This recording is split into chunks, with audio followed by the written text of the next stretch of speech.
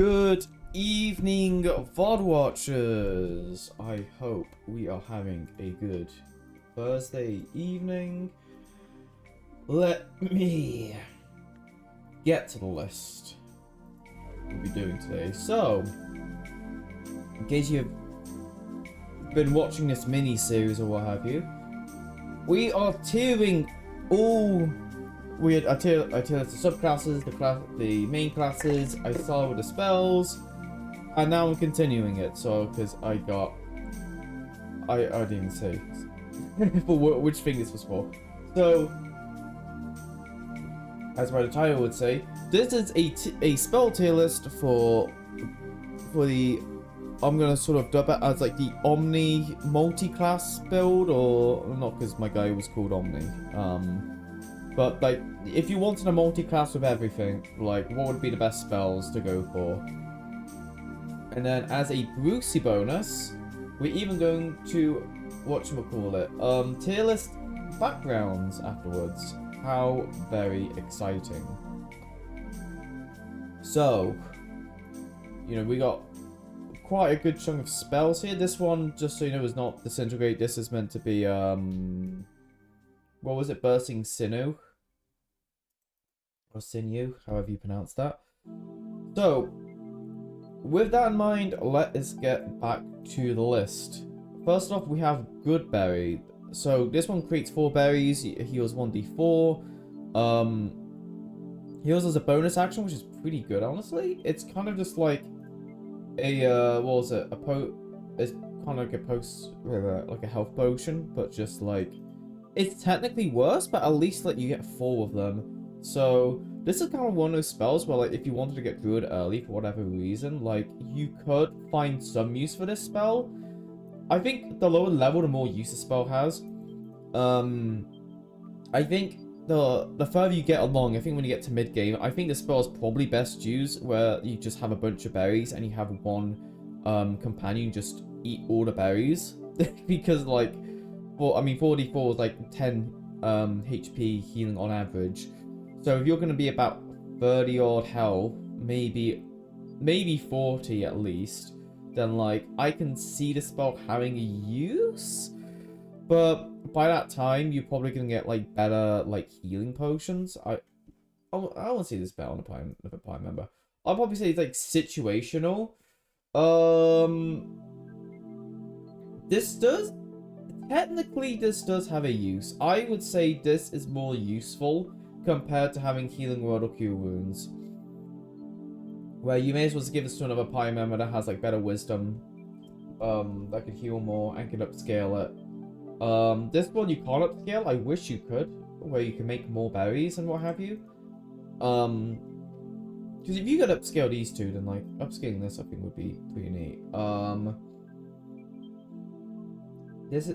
It's kind of one of those spells where, like, it falls off the more you get into the game. I'd probably put it here. I think it has more use than heroism. But not by a whole lot. This one still, like, gets outscaled as well. But at least this one you can, like, carry it through, I think maybe just up to Act 2, and then by then you may as well just like have Shadowheart be your primary healer and then just cast a cleric spells to just heal, or just use potions like I said.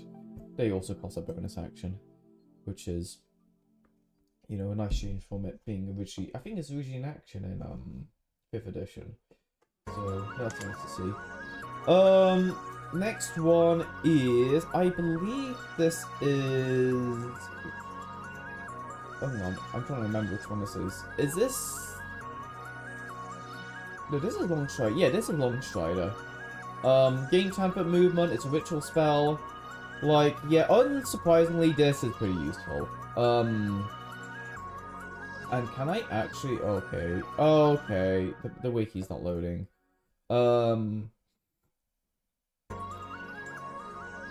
Okay, I was wondering how the music there. Oh, Sonic Colors. Yeah, we got the 2011s vibe going on with the music. Let me get my on. It's taking its time.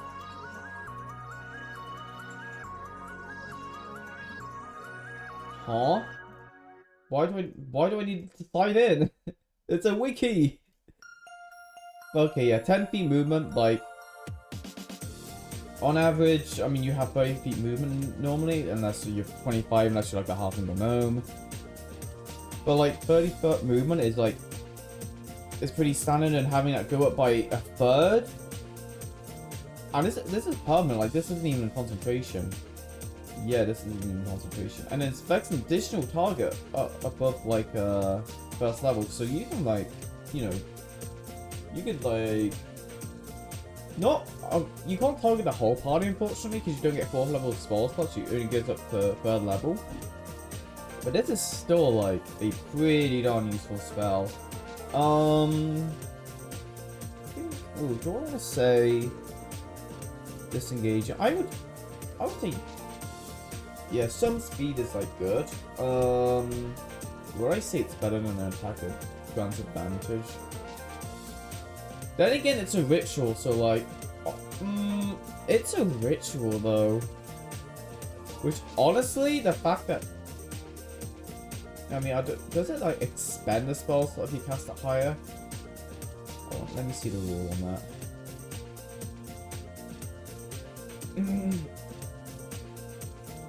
I know obviously it uses a spell slot if you use it within combat. Holy shit, can this wiki load? Dude, we managed to load Goodberry, but we can't fucking load Longstrider, okay. How high will I put this? I think it's better as you upcast it.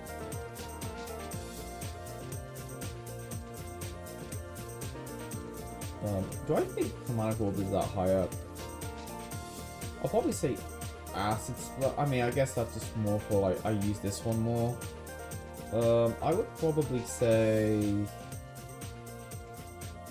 it's like maybe here. But then again, like being able to just change damage types. Probably say this is. Oh no, you know what? I'll stick it up. It's so useful. As for Longstrider, do I say certain arms for Dar? Like having movement is just really useful. Like it's probably one of the best things you can have in like a strategy game. Whether it be like you're playing a MOBA, you're playing like a what should we call it, like an FPS. We're playing, or in this case like a RPG game. You know, where positioning and whatnot matters. Probably say, how high do I want to rate this? Like this is like pretty useful. It's so simple, and the fact it doesn't use a spell slot just makes it so much better.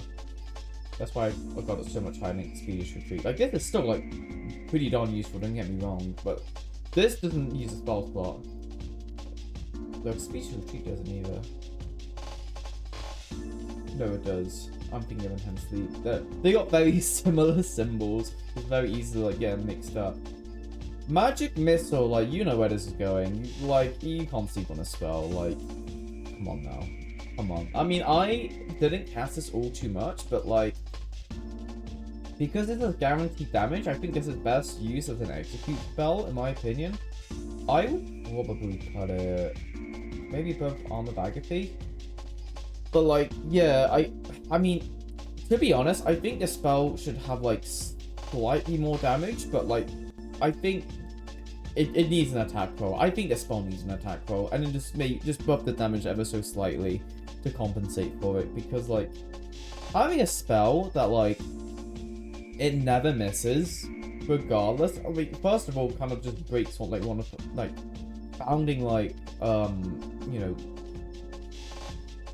mechanics in the given game in Dungeons and Dragons, and it's just like, oh hey, and it's just like, you know, the game's way of like, because I've noticed with this with like 5th edition, I'm sure like old editions probably do it as well, where like you have one option normally with spells where like, hey, over here, you want guaranteed damage, go for this. And then Warlock is like, hey, you want a cantrip that can like multiply and deal, you know, more attacks as you get higher, and has one of the best damage types in the game, or the best damage type in the game. And then, I mean, this makes sense for Druid. I don't think this is best on Druid. Dan Druid has other options at least. But then you also have like this. Oh yeah, Hunter's Block for fucking Ranger. Like, oh hey, do you want a spell that heightens your damage? I mean, this I think should be like smite spells, but like you have like different damage types and whatnot and different effects. I think that'd be quite cool. But alas. Yeah, I just, that's just one thing I don't like, where it's like the game kind of centralizes certain options, where it's like if you didn't go with it, it's not to say it's unoptimal, it's like it's just not as good, you know. Like, oh hey, you want a 5th edition Warlock with Chill Touch? Well, good luck competing against the, you know, what was it? No, wait. If you want Chill Touch and you want to be the main DPS of the party, like, good luck with that, pal. Because there's like a bunch of Eldritch indications you can't even take in 5th edition. They changed it now that you can. You can take like the Repelling Blast and I can't remember what the other one's called, like Eldritch Lance, I think one was called. Where you can you know, you repel creature away, pull a creature forward, add a charisma mod to damage for Eldritch Blast. They now have it so like it's up to other cantrips and whatnot. But anyway, that's a tangent. That's a whole ass tangent. Magic Missile, yeah, it's fucking semi-busted spell because like it never misses. I think there was, actually it reminds me, there was a spell. It was Power Word Ruin, which is basically a 9th level version of Magic Missile. But like it was pretty much like Disintegrate. It was like 3 beams of Disintegrate, except they don't miss. Except they don't have the Disintegrate thing where it makes someone crumple to dust.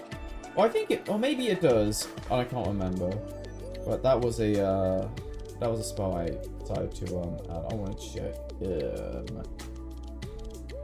Protection from evil and good, or good and evil, as I think that title makes sense. Oh my god, can this fucking wiki work? I have to change my VPN thingy here.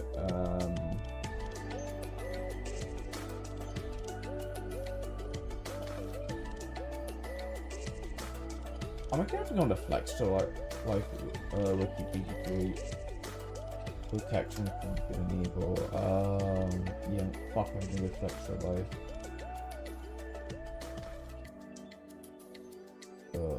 And then I'm just gonna take this, and then we have all list of spells. Okay, so if this wiki would work. Also, I might have mentioned previous stream, but Soluna's stream fucking broken. Which I had access to it on a mod, so I think this is an item exclusive thing, but I'll get to that in a sec. So, what was it? Yeah, that's it. Protects against aberrations, elementals, celestials, fate, fiends, and undead. Can't be shown fighting and possessed by them. And when you attack, the attack has disadvantage. This, yeah, as you can imagine, this is like reasonably situational, but like there's still a use for it, you know. When I see Molson in Disguise Self, I think Disguise Self has like a pretty good usage.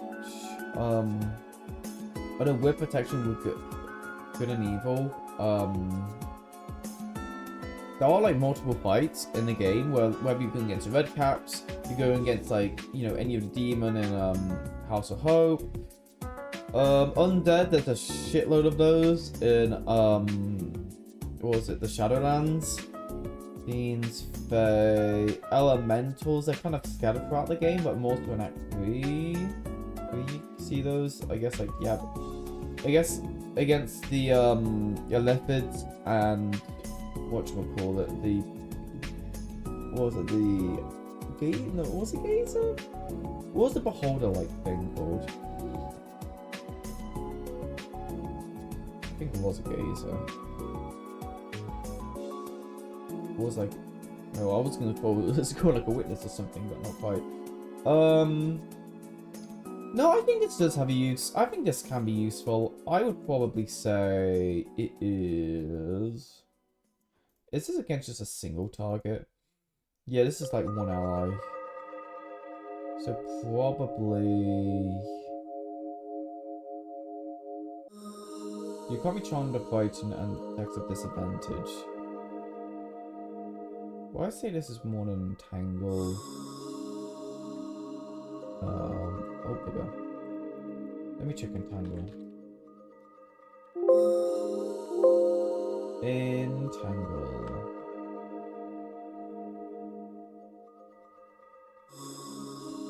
Both characters are affecting the environment. Attacks against the crew have advantage, and attack will take disadvantage. Tangle and just go prone.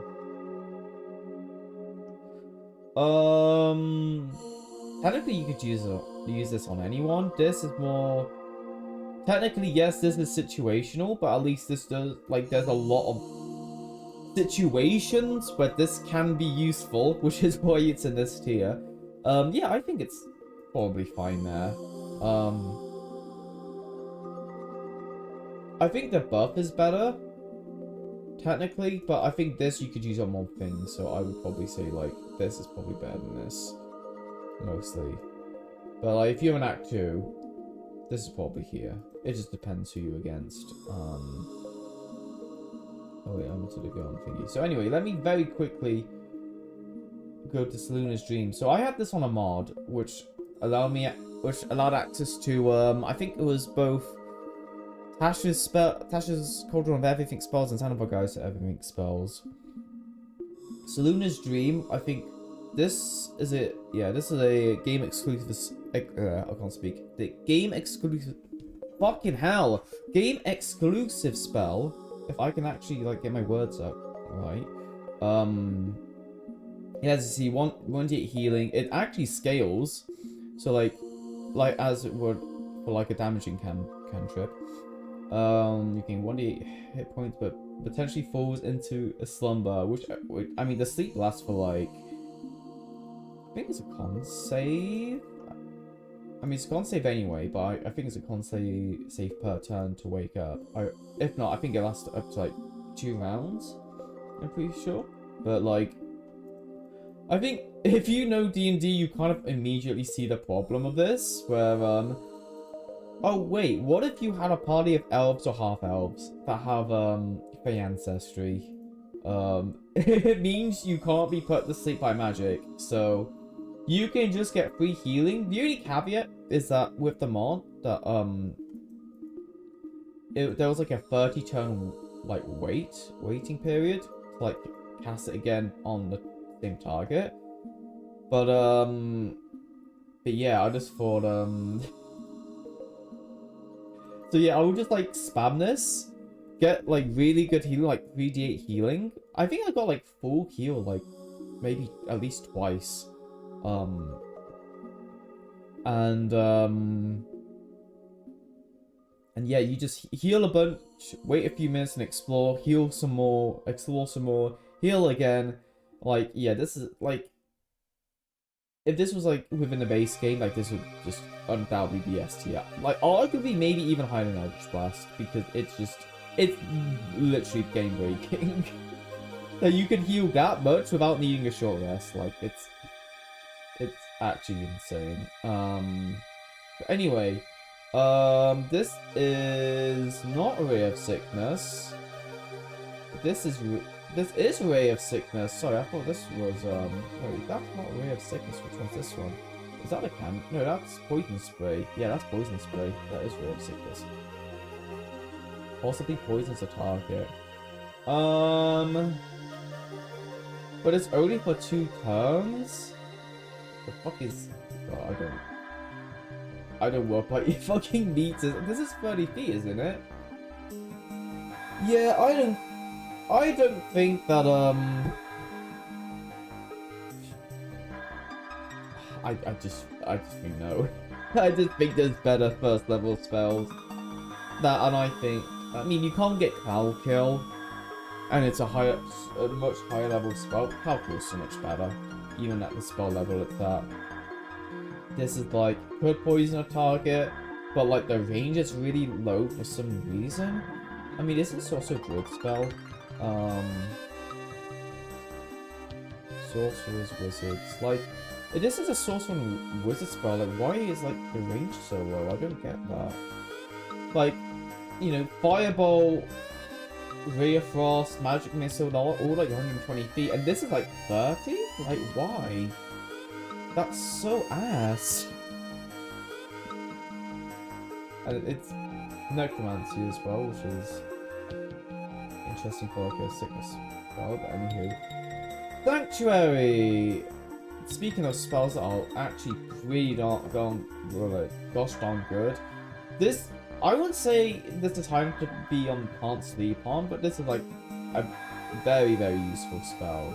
Like, if you haven't got Bless, if you're not looking to like buff party members, like this is like the one to like go with. I would probably say it's... No, you know what? I'd probably say it's like pretty cool. What common we have lost?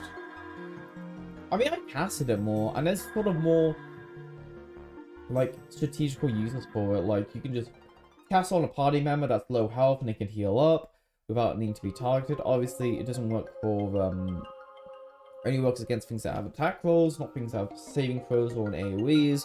So obviously like, you know, if you have your Gale that's on low health, Sanctuary him, get him out, like maybe cast XP, just retreat on him, and then just either get him back to camp or just heal him a bunch before getting him back. Like, yeah, Sanctuary is just such a good spell, especially when you need some sort of defensive option, which like protect party members. That, and what you could also do is that if you have like, you know, a caster like from afar, you know, that has a spell that they're concentrating on, and you stick them all the way to the back, you could just have like a bunch of people within range with Sanctuary on them. I mean, I don't think they can really, I mean, you can technically attack with them, it just takes off the actual spell, or the spell ends early on them. But, what was it? But yeah, you could just kind of just like wall enemies, just like have their attention attracted to you if they don't have either don't have any range options, or you just have like your caster like Will or Gale or like Halcyon if you're using him for control spells, like well out of range, and then just have people Sanctuary. So yeah, you could just like body block, you know, whatever attacks come your way. Like, I remember this was a fucking pain in the ass against like the Dryder guy in Act 2. Like, he would cast Sanctuary so many times, and like the only way I would be able to hit him would be Acid Splash. So like, there is certainly like really good application for this spell. And like, although it doesn't, I mean, this spell doesn't really need to scale. I mean, if it were to be pretty fucking busted, it'd probably be Can't Sleep on if it could. If you got like target additional creatures with it, well, that would be insane if you could. Where was I going with my point?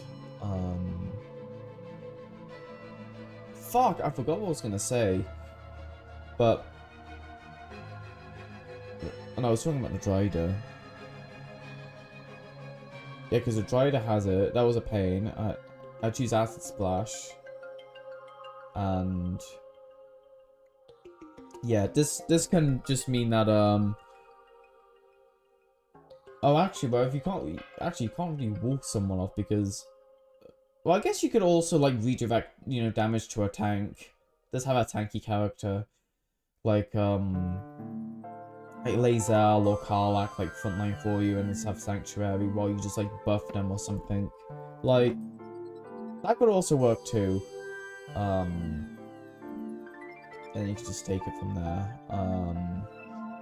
Or just spam. I don't think Play Ward only works on yourself. Unless you just want like spam casting resistance on someone or some other buff that you can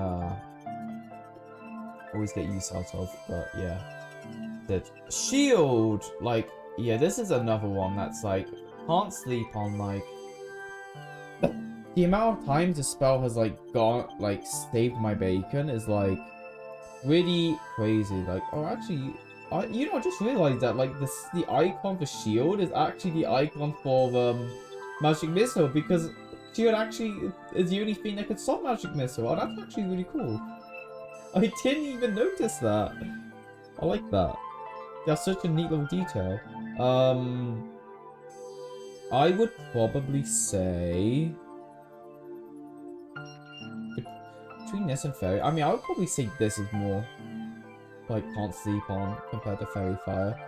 Like, I mean, technically, for like if you're playing a wizard, I would personally, if I had to pick one of these spells or even a sorcerer, I'd pick mage armor personally, because like you just get more armor value out of it, and it lasts for like the whole day. Whereas shield only gives you like a brief buff, and it's only for like a single attack. Granted, I know that single attack is, you know, if it's like a, you know, a devastating like spell or something that can like, you know, knock you down to like 0 HP or what have you, especially if it's a crit, then like, yeah, I can certainly like see the value in this. Or like I said, if you're just being targeted for magic missile, which I didn't really use so much for the last fight, because yeah, there's a bunch of like Olympians that like spam magic missile, and that is so annoying. Like, this will just be incredibly useful against that. That and like, yeah, this spell, like I've used it with a Starring when he had like, there's like one of the items like allowed you to cast shield. I can't remember which one. Cast a bunch of Gale. I cast a handful of times of Omni, my main guy. And yeah, it's just like a single shield could be the difference between like, you know, taking lethal damage and then, you know, going to 0 HP like a turn or two later, compared to like staying in there long enough you can actually win the fight. So yeah, it's certainly one you cannot miss. Shield of Faith. I mean, +2. I mean, this is effectively just giving an actual shield to someone. How long does it last?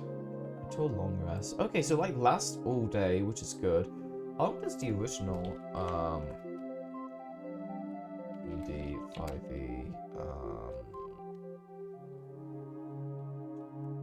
Shield of Faith? I can't remember if it even lasts as long. For duration. What? What is duration? It's 10 minutes. Okay, it lasts like 8 hours effectively. That's like a massive ass buff.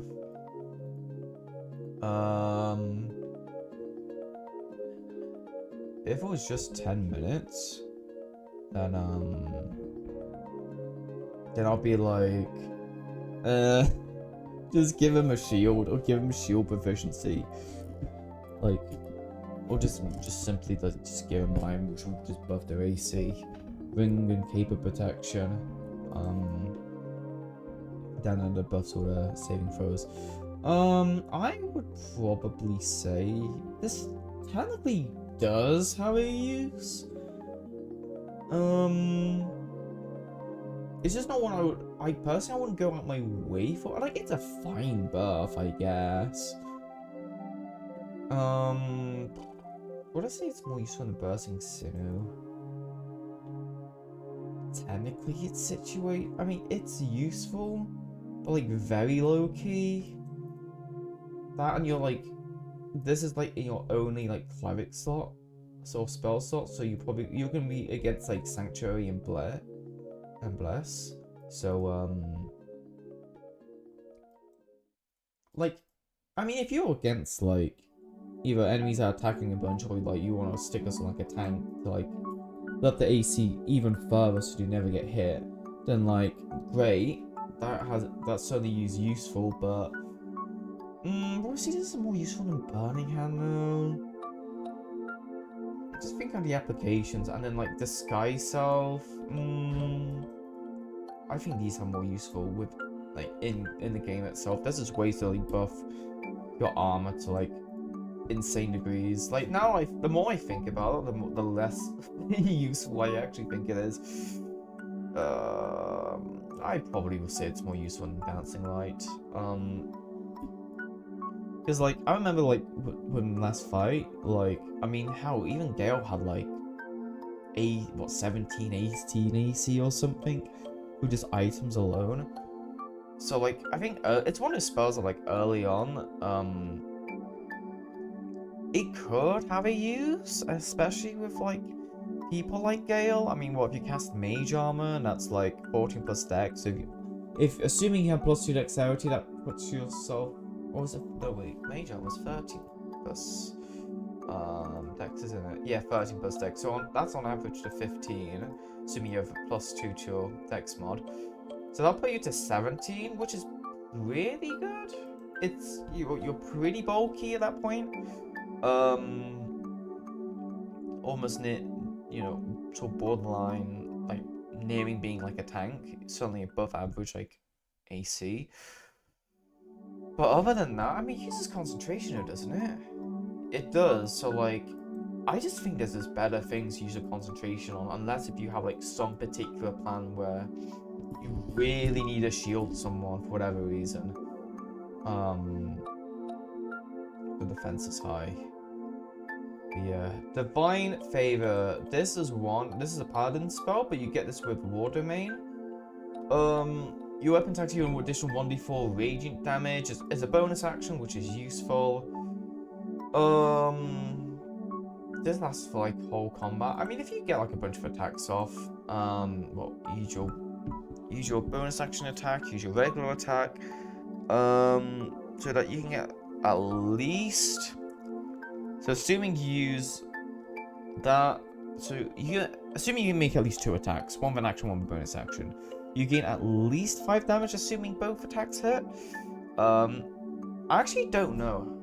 I want to check something actually. Google. D&D, does Divine Favor... Wait, this is BG3 I'm talking about. Does Divine Favor... First off... Does Divine Favor apply the damage to all flurry of blow attacks? Except, isn't it 2 attacks? Does not apply to damage bonuses because it requires a melee. Oh, it's a weapon attack. That would've been so good. Flurry of blows is at least like 2 attacks, isn't it?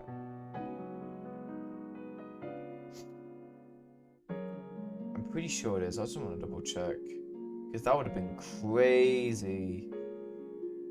Yeah, twice in quick succession, so... Yeah, that applying like 2 stacks. This would have done like... increased damage like pretty exponentially. But like... Yeah, let's do a little bit of calculation here. You can't see my notepad. I just have up.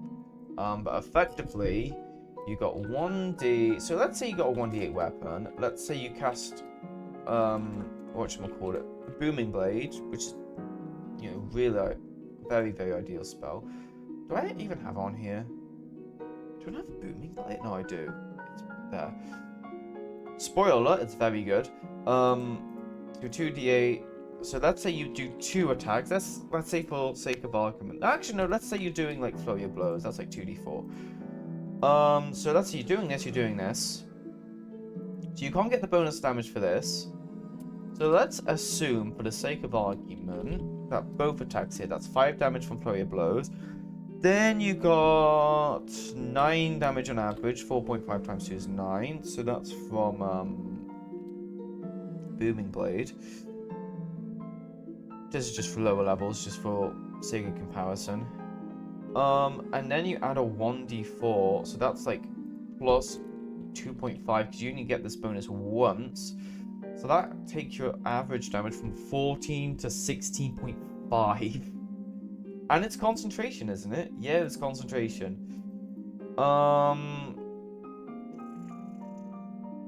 Honestly, I think magic weapon is.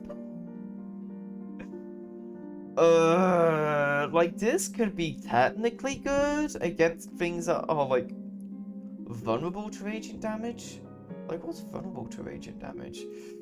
BG3. What is vulnerable to radiant damage?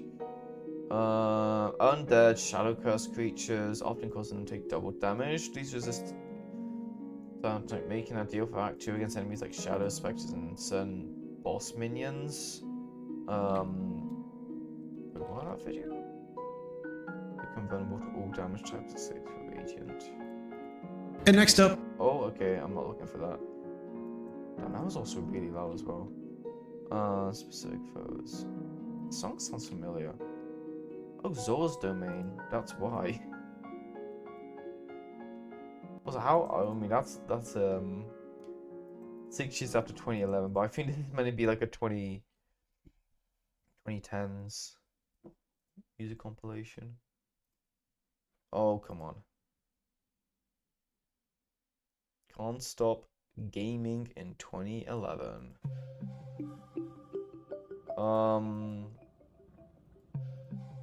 But yeah, I just think technically this can be good, but like you may as well just cast like Guiding Bolt or something else. Or even Sacred Flame, like technically useful, but I mean there is a spell, I think it's from an item called Moon Mote, where you effectively get this bonus, but only like to an ally. And it slows down creatures. Which is really good. Like, which is far better than casting this. Because not only not only is it a cantrip, but yeah, it's just you can also cast it on any creature you want, so yeah, that's just pretty darn good. I would probably say yeah, I'm gonna probably put this low.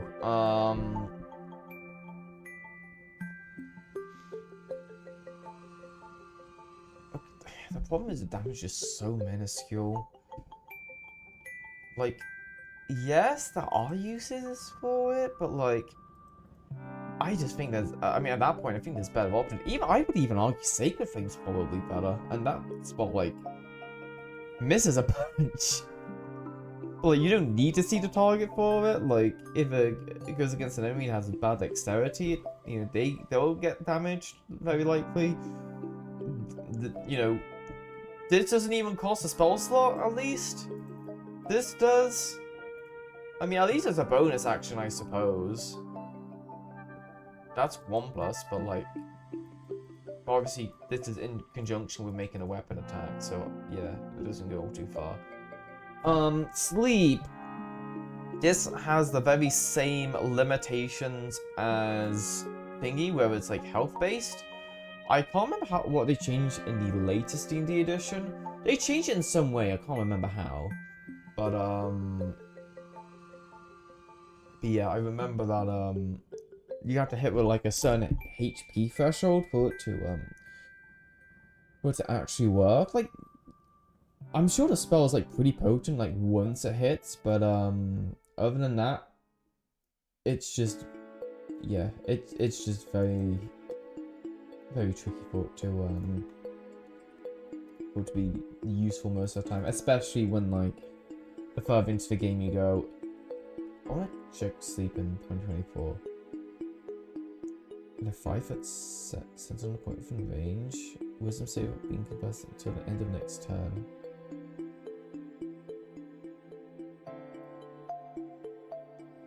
For the duration, the spell ends on the target.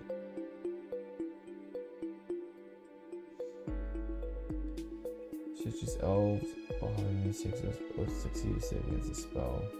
Okay, so it's more or less the same, it just doesn't have like the health stuff.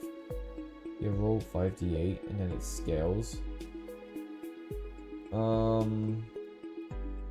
Yeah, that and like thought to affect higher thing. I mean technically like it being able to scale so like it can make you know higher health enemies sleep technically can be alright, but I just think you may as well cast some hey, like this spell, like Tasha's Hideous Laughter, which will come up in a sec. But before that, go talk to speak with animals.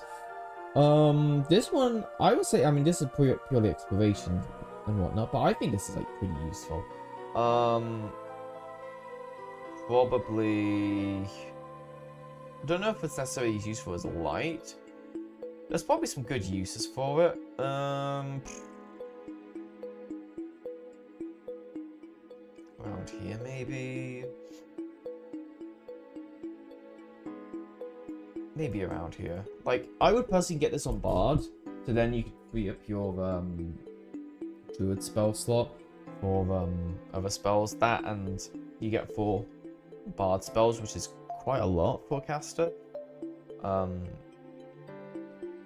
Since, well, you can only, what's level spell mod?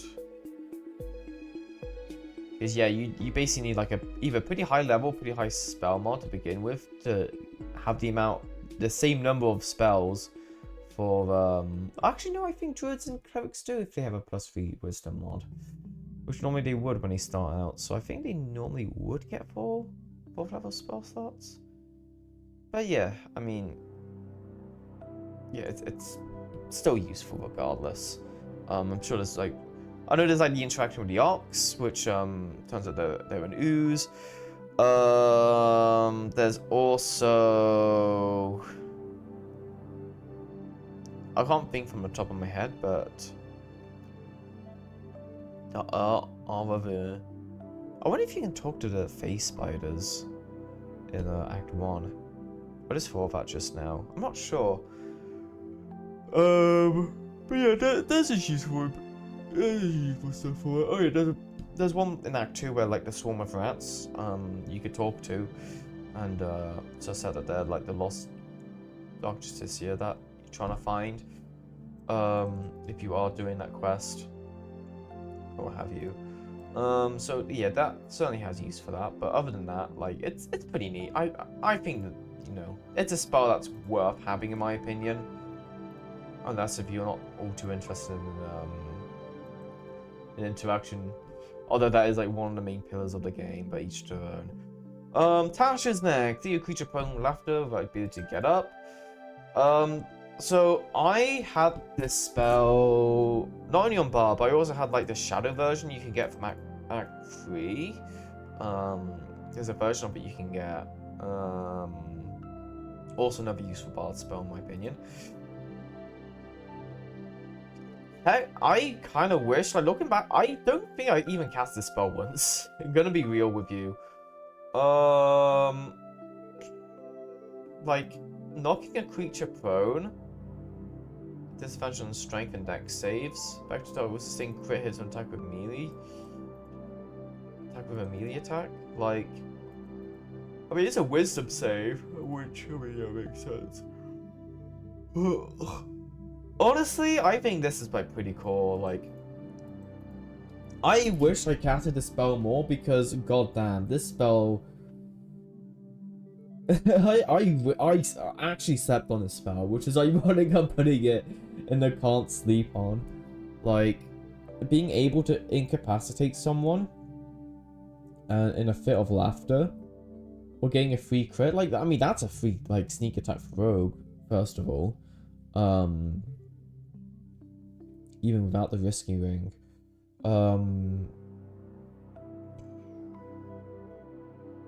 But yeah, it's just very useful. Just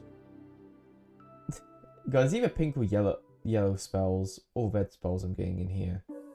Red, pink. It's kind of like a sunset. We've got an S tier over here, and then we got like a few yellow, a few blue spells. I'm just kind of noticing that just now. A few green spells as well. Teal technically, or turquoise. Yeah. Sorry, recommend, wish I used it more. Booming Blade! Speaking of a spell that I used a bunch, this is pretty key. Like, if you want your damage to be decent, you just cast Booming Blade. This not. Wait, oh wait, this is Thunderous Smite. Oh wait, I thought this is Booming Blade. Wait, what was this symbol for Booming Blade? And do I even have it on this list? Oh, it's the one, the Ricochet. Do I have it? I don't think I do. Do I not? Huh. It appears I don't. Okay, so this is not Booming Blade. This is Thunderous Smite. I think he used the same icon in my game. Because it was from a mod. Thunderous Smite. I mean, this is still a valid spell. This is from, If of Ancients. Why is it also saying the thingy? Cacophony. Wait, isn't this, what do you call it? Wait, does this not say what the, spells are? Does that say what the spells are?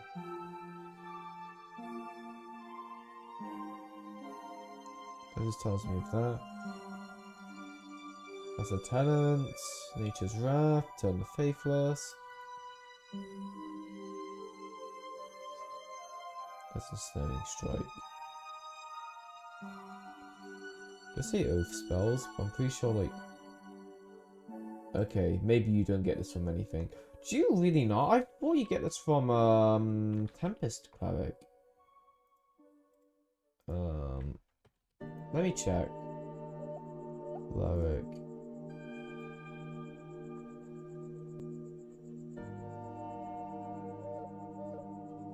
You do get it from Tempest Domain. No, that's Thunderwave. My silly ass domain spells.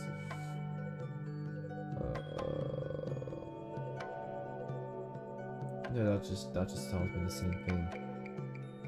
But I mean, then again, all the domain spells are here. So what am I doing? Oh yeah, it's Fog Cloud and Thunderwave. Duh. Okay, so I'm gonna use this as a placeholder for Booming Blade because apparently I do not have it on here. So okay, take 2. Booming Blade. This spell is very fucking good. I'm pretty sure. Doesn't it deal D8 damage twice? Hurt some for 1 each normal 20 move.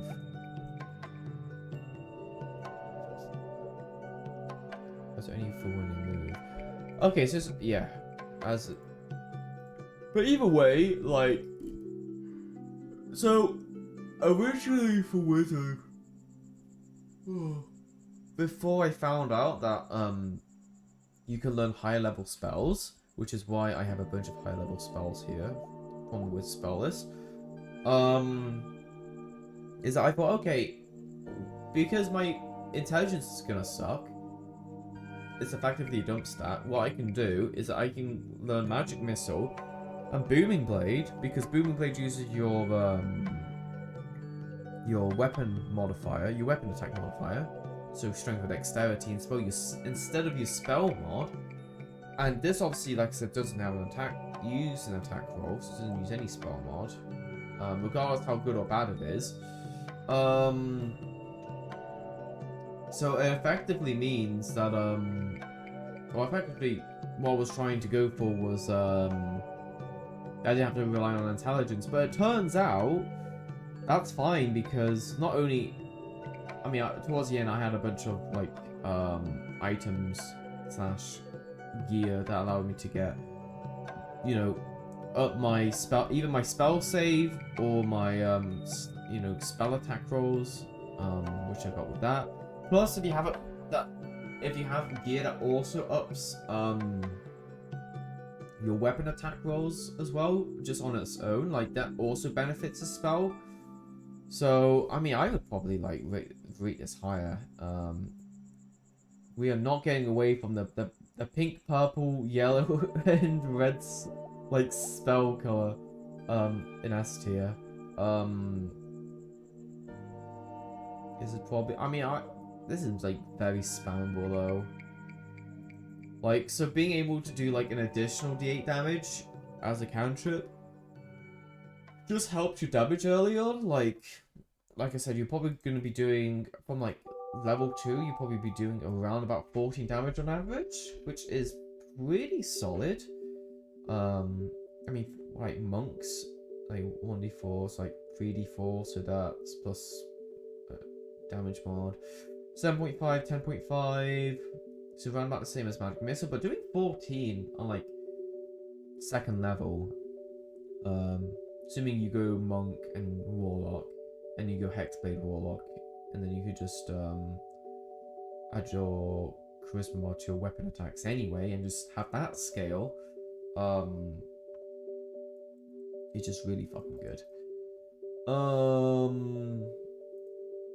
So that's Booming Blade. And also, I forgot to mention as well, like, yeah, if you want to, like, if you're against a creature that is even going to run away, or, like, runs away a bunch, or looks to move, then, hey, you could just punish it by just damaging it, which is also, like, very useful. Thunder Wave. This technically does have a use, although it is a con save. This is, you can learn this via Bard, or have this be one of your wizard spells you prep, or druid spells, either or. Just thinking, because yeah, like pushing back enemies is pretty useful. I would probably say, do I think this is right? Knock enemies 10 feet back, but it deals damage, or like entangle someone, it gives an attack roll. Like, how would I feel with this? No, I think that is good. I think that's like a pretty fair placement. I never really used those sort of spells a bunch personally because I was pretty tanky, but I could obviously see the merit of said spells, especially if they're on like a ledge or something, and then you can like take advantage of that. So yeah. Witch Bow. This is another pretty useful spell. I use this a handful of times, but when it hits, it's really useful of just like having like guaranteed damage past the first attack. I think for that alone, like, honestly, it's core to the build, but like it's pretty darn good. Probably here actually. Let's say it's more than Ice Knife. I used it more than Ice Knife personally. I remember prepping a spell when I got Sorcerer, and I never casted it. Which, yeah, which is pretty funny actually.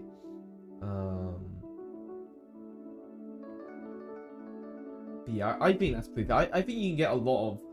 I know in 5th edition this is kind of like this either does like a ton of damage or like 0 damage whatsoever. I think in Baldur's Gate, it's like a concentration, and then you could just try and like keep hitting it per turn.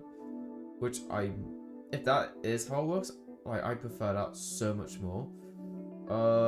It is here. Yeah, it's concentration as well, unsurprisingly.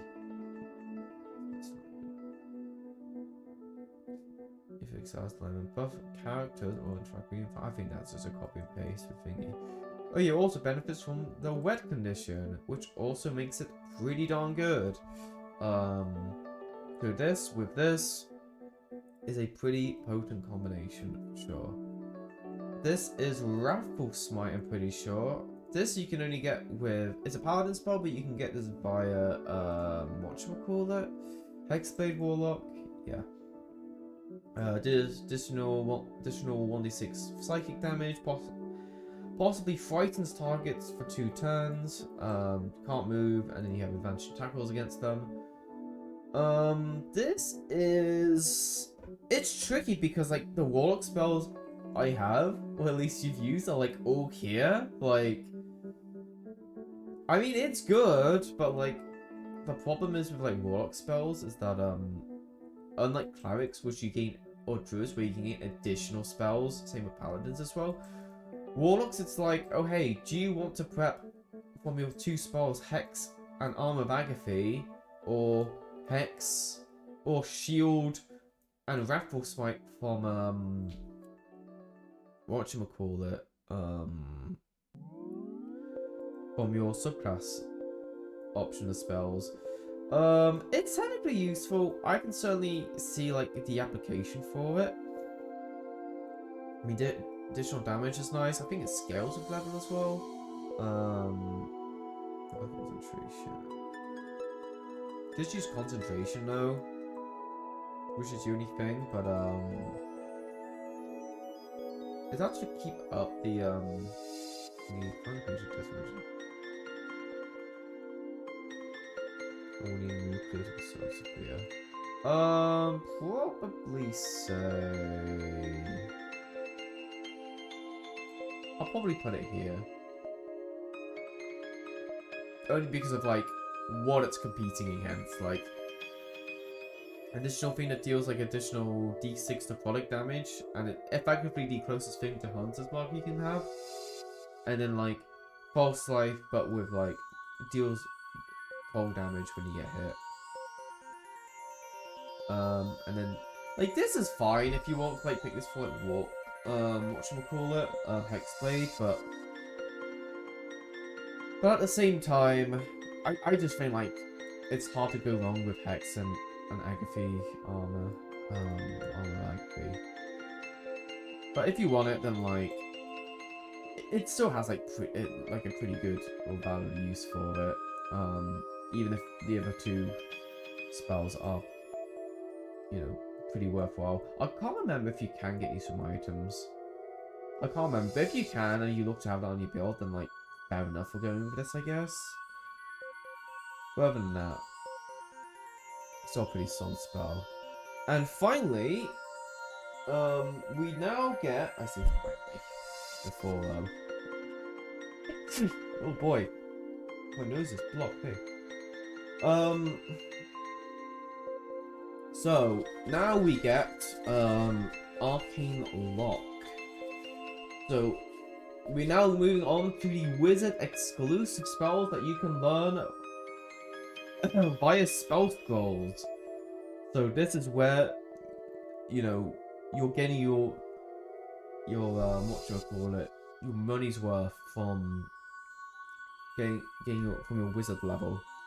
Arcane Lock, it's pretty useful honestly. Like if you can't be bothered to like lockpick, although you would be able to, unless if you just want Astarion to use it, then I would say it's pretty useful.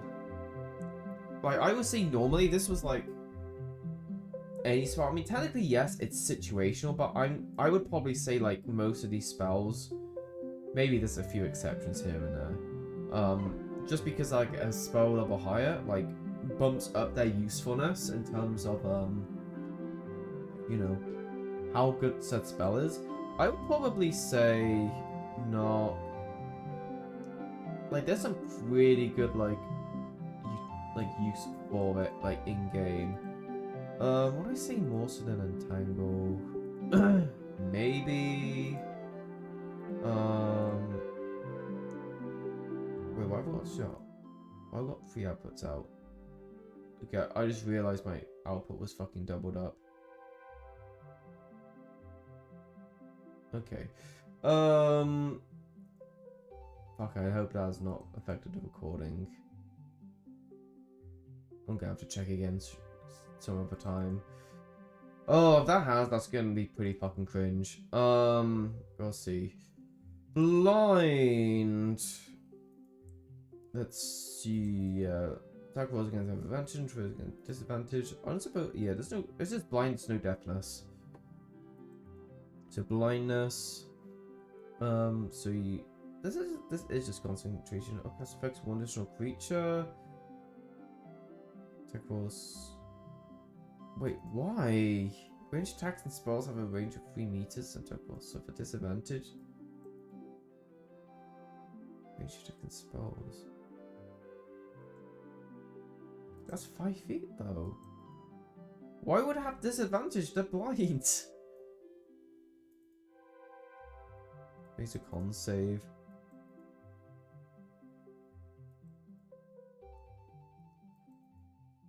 But yeah, I can imagine like this would be pretty good, not only in like combat, but obviously like if you want to like get by, you know, somebody patrolling an area, either sneak past them or you know, get the upper hand with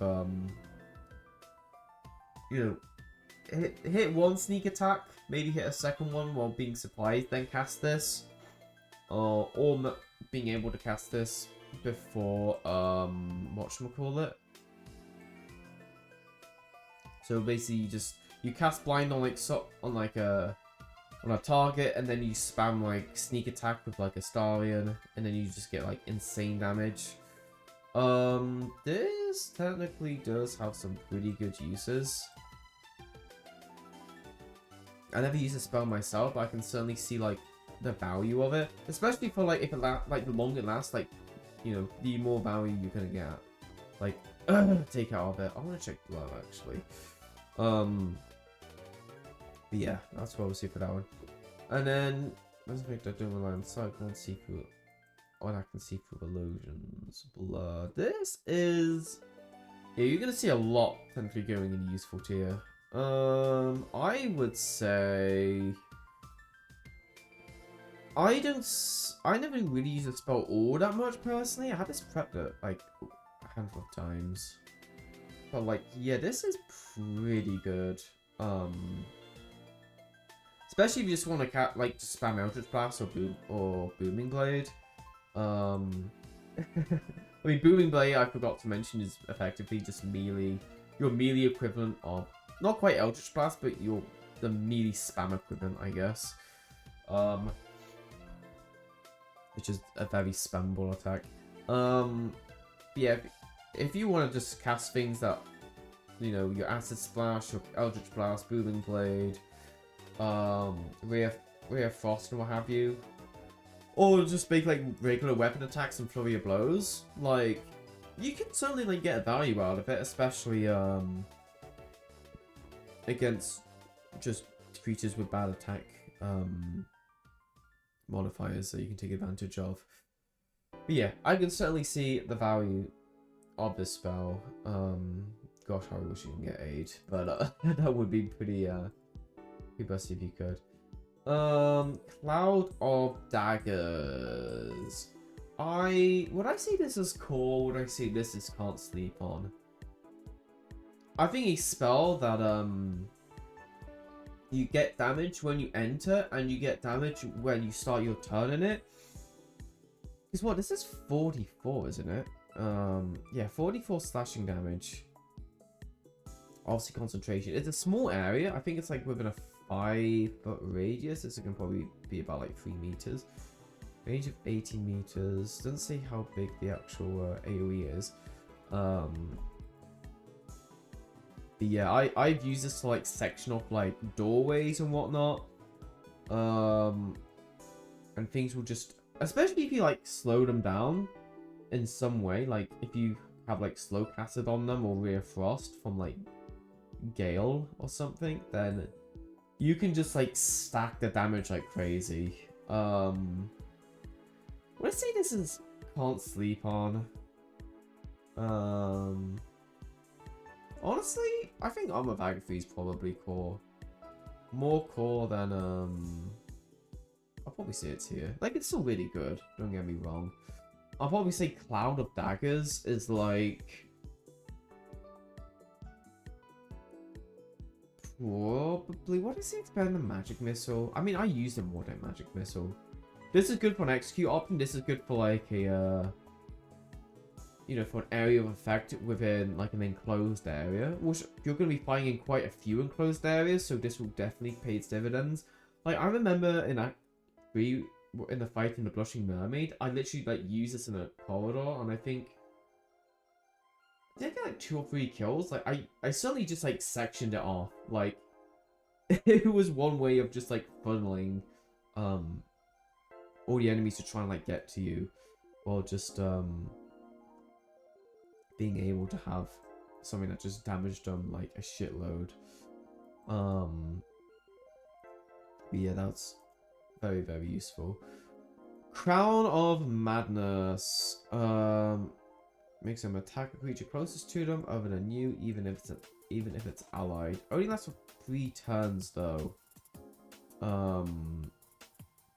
So the thing is, unless if you spec quite heavily into wisdom, sorry, not wisdom, intelligence, or you have the headband of intelligence from Lump, I think his name is.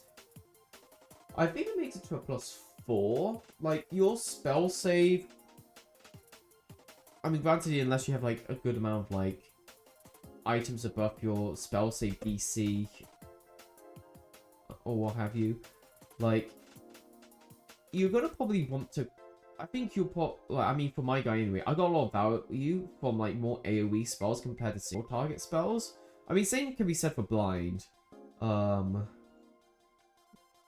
I'm assuming that you'll be speccing into intelligence first, because I think it makes sense to, especially with like the higher level spells you can learn. I would say, I think blind is like so much better. Unless if it's like an enemy that can make multiple attacks, I would probably say this is situational. Probably more than that.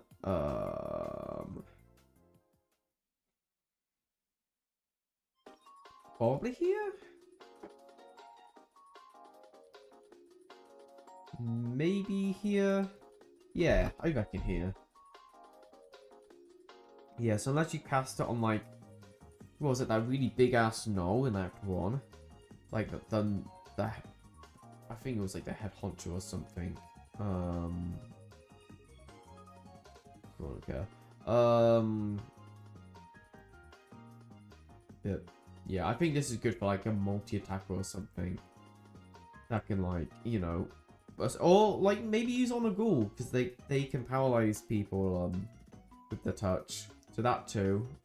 Or maybe on a, on, like, a cultist or something that has, like, aura of peril or murder. And can, inflict, like, one of the allies with said thing, and then you can benefit from it. I think that's how it would work. Assuming that, you know, they made an enemy, or they considered a hostile to, the other NPCs, but I'm not entirely sure that that's how it works. Dark vision. When I see in the dark out range of 12 meters. Even though this is a 2nd level spell, I just think no. Like, I'll probably say this is one higher because of the cantrip.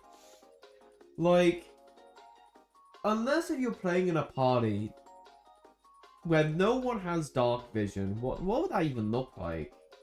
Do Gif Yankees have dark vision? I actually don't remember. A GIF. Why is it putting me to the bottom? GIF Yankee. Okay, so if you have like Will, Gale, what's her name? Okay, I would probably say it's technically situational, but like, chances are you have someone that has dark vision in the party, and you are probably leading with them. So like, I just do not see.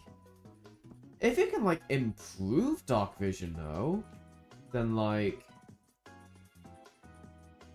then I could potentially see the merit in the spell. However,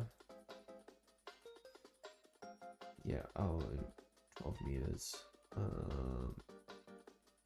Once you leave camp, as long as the spell does not require. You can easily cast a spell on any party member.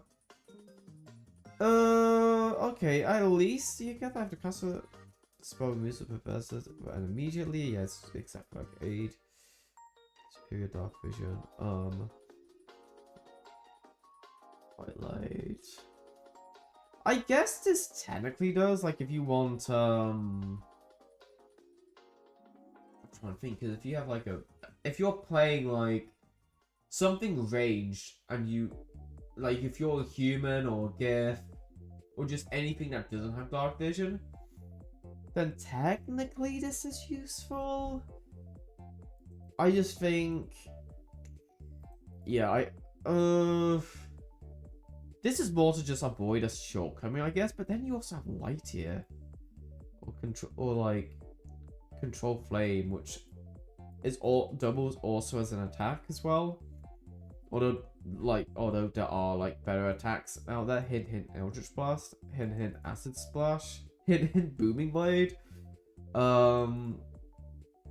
Yeah, I just technically there is a use, but like it would have to be either like you're playing someone that you're playing a character that has both range and doesn't have dark vision and can benefit from it.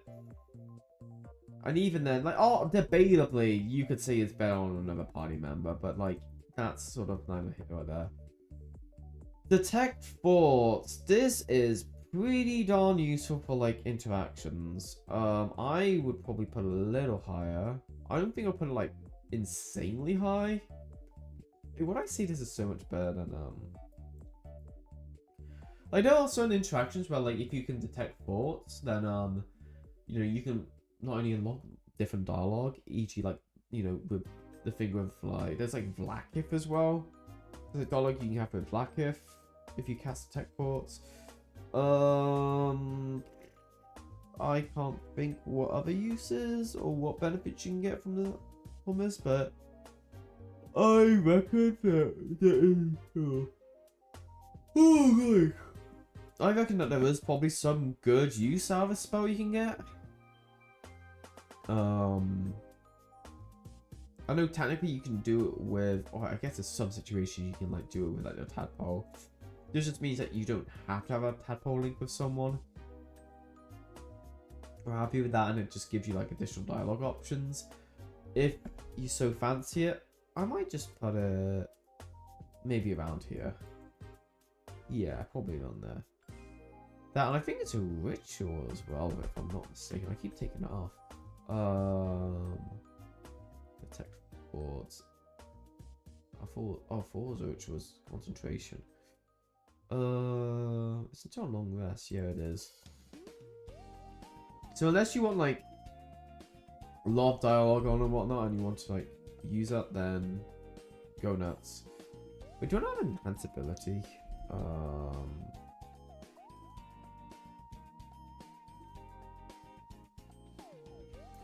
Or is it just split into like the counterparts?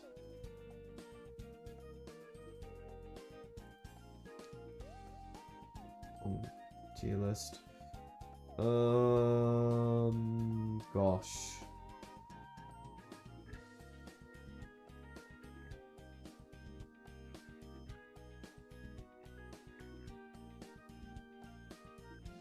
Or am I just like... Oh no, it's here. Okay, I don't know why it was not there.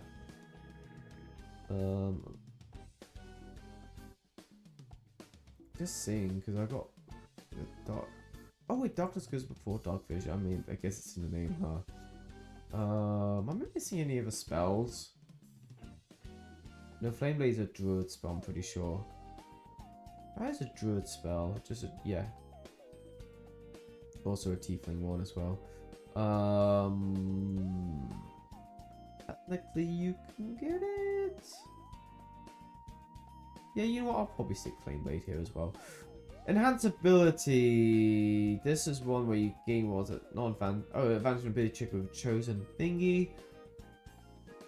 There is certainly some pretty good uses, I would imagine, from this, whether it be like having good dex saves against like certain spells, or you want like better strength saves so you can push people off, or like there's a particularly like annoying like effect where you just want a good save so you just don't have to deal with it so much. I would probably say I think it's quite cool. Like, this is not a spell I personally use, but I can certainly see the merit for it. Probably stick it around. Like, it's pretty versatile, honestly. For the amount of things you want to do, I would rate it quite highly. See, it's more useful than Shocking Grasp.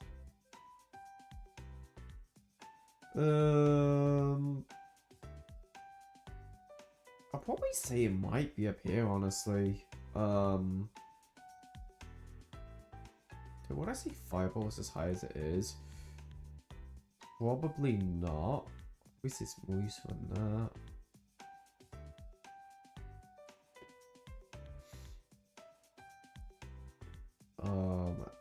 Shocking grass. I'll say shocking grass is pretty useful. Maybe here.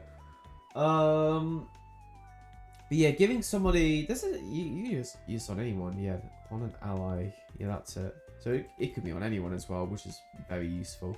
So yeah, this is really good for like if you want to strategize against like something specific or against like a specific trap or effect. Although, you probably want to get like your best person set to do it. Like, so for an example, I don't think you're going to be casting like Strength of the Ball on Ostarian because you want him to shove someone. You probably would just want to have him disengage. God, my nose is really stuffed. Man. I'm fine, like, my nose just, like, my sinuses just fuck up like that. Sometimes just, like, put, precipitation and what have you, but, yeah, that's the thing with having a nose like mine. But anyway. Yeah, I can certainly see, like, said uses for, like, using the spell. Also apply memories ideal are actually good on some abilities. Mainly. Rival, it's still very useful. Darkness, would I see this as core? Well, I see you can't sleep on. Honestly, I don't think you can sleep on a spell. I think the first blue spell in S tier, like, being able to, like, completely, like, zone off an area from, like, people who can't see, even with dark vision, and not only that, so you could even use it as, like, an area protection to, like, prevent, like, range attacks and what have you, and from, like, people seeing you, to, like, blinding other people, so, like, you could stack this on top of, like, Will casting, like, Hunger of Hadar. So, like, you can just slow... I think I blinded anyway, actually, with Hunger of Hadar. But even with, like, Eva's Black Tentacle or, like, a slower... Like, another damaging effect, like Insect Plague. Or not Insect Plague, Insect Swarm, I think it is. Is Insect Plague? Is it referencing that biblical thing? Fourth level. No, it's a 5th level one. Yeah, Insect Plague. Okay, yeah, it is actually called Insect Plague. Yeah, like, you could stack with those spells and you just gain, like, you know, like, the amount of times I've used this, like, whether it be, like, within, like, the actual, like, prison of Moonrise, like, use it in, like, the warden's office, and, like, just peek out, shoot, go back in, and, like, people can't do shit while the bridge is greased. And you can just gain advantage for free on that fight. It's just crazy. So yeah, it's just incredibly fun. You know what? I'll probably say it's like higher than Magic Missile, especially you can get this on Drow as well. Just so fucking good. Probably say, what? Like, this is like, I would argue this is pretty tactic defining. Like, I don't think you use it every single combat, but like there are times where because I mean obviously in like a very open area, like again if you're fighting against like the Gif Yankee and like the Crash, especially when you come out of like the Astral Prism, then like that's gonna be really tricky to use if you're not within like that corridor. Towards like the Blood of Lathander place, but yeah, and like again, like close off areas and what have you. Like this is like such a great defensive spell, and great like debuff as well. Especially stacking with like other like spell effects, like really fucking good stuff.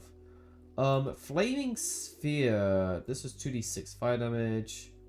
You can move the sphere, emits a bright light. This has a health bar, doesn't it? Yeah, Druid Wizard. I'm pretty sure this is just fine. Like, I don't know what I would necessarily use this for. Unless if it's something that's like vulnerable to fire, I guess. This has, yeah, here it is, Flaming Sphere creature. 10 everything, 20 HP, 16 AC. Fire surface. Oh, it does leave behind a fire surface though, so you can actually like zone people with it. Oh, okay, then you can slam it. Okay, so there is like some use for it. Obviously there are like a noticeable amount of like, you know, fiends and whatnot that like either resist or immune to fire damage.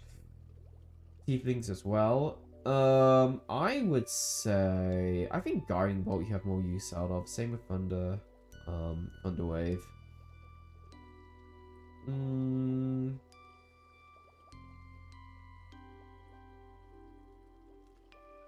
Probably say like at least its zoning capabilities is like pretty useful. Like I don't think you use it for all that many fights, but I can certainly see like how it could be of use. 3d8 fire. 3 to 18. That is 3d6 fire damage. I'm pretty sure 10 turns and equip. So here's the thing, right? This spell on paper sounds pretty good. The only problem is it lasts for 10 turns. Meanwhile, Shadowblade, like, I'm pretty sure it can't be disarmed, and it deals, like, isn't it, like, 2d6 psychic damage? Yeah, Shadowblade. Which I'm pretty sure is, like, item exclusive. Oh, no, it's not. You can actually learn from classes. Yeah, 2d16. So it's ever so slightly less damage. It's just 2d8 by the looks of it. But even so, like, make attack with advantage while in dim light or darkness. And again, I'm pretty sure you could also cast like Booming Blade on top of that, and it lasts until like a short rest. And it's yeah, it's also a bonus action. So like, yeah, like in comparison, when you compare like Flaming Blade to a Shadow Blade, like it's almost like night and day. We even have Shadow Blade on here. I don't think I do. Why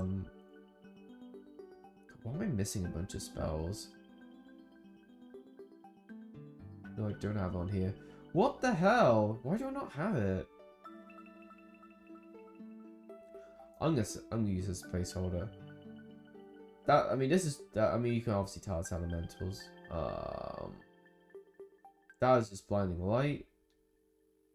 Okay, I'm gonna say this is gonna be a placeholder for Shadowblade. Honestly, I would say it can be pretty cool. Like I didn't use it myself personally. I opted for more of a range build, but if you wanted to go more melee orientated, and you weren't gonna have whatchamacallit, I guess this would synergize really well if you want to go with a play as a drow. Only thing is you'll be blind, so technically you can't really use it if you cast darkness as a drow. And they're both concentration, so it wouldn't be applicable unless you have someone else to cast it. Technically, this is pretty darn useful. I don't know if I will say I can't sleep on. Probably, like, being able to make attack rolls with advantage is really good. And buffs up your damage quite a bit, so what, 2d8, 3d8 with Booming Blade, which goes up to 5, which in total both goes up to 5d8. Can this be upcasted?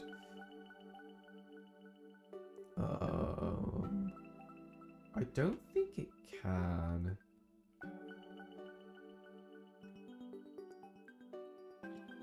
Like if I like, oh come on. So if I check on Baldur's Gate Wiki,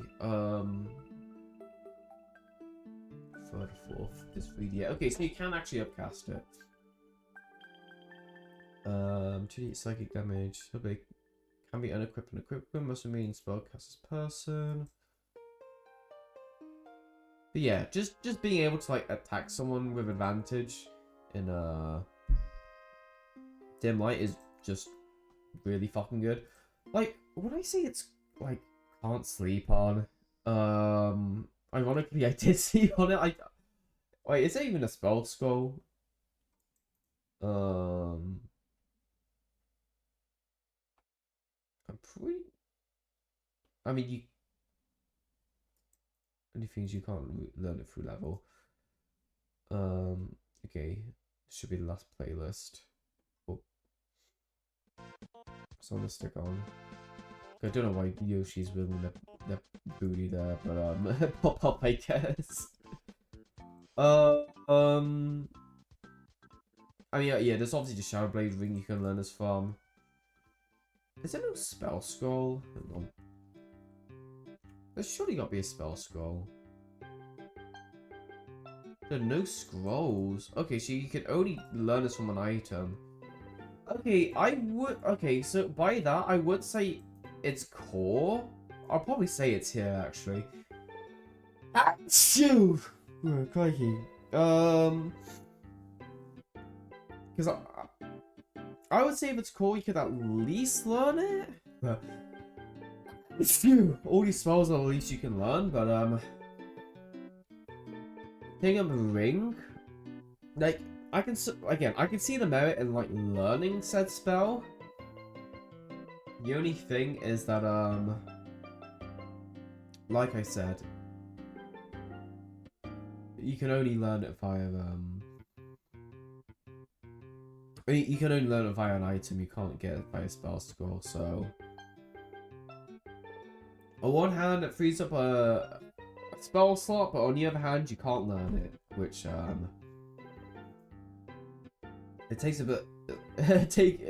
what was it? It takes up an item slot, but it doesn't take up a spell slot. So make of that what you will. God, my fucking nose. Oh, man. Like, I'm fine at, like, elsewhere. Like, other than this, but... Damn, my fucking sinuses decided to, do with me today. Gosh darn. Anywho. Flame Blade.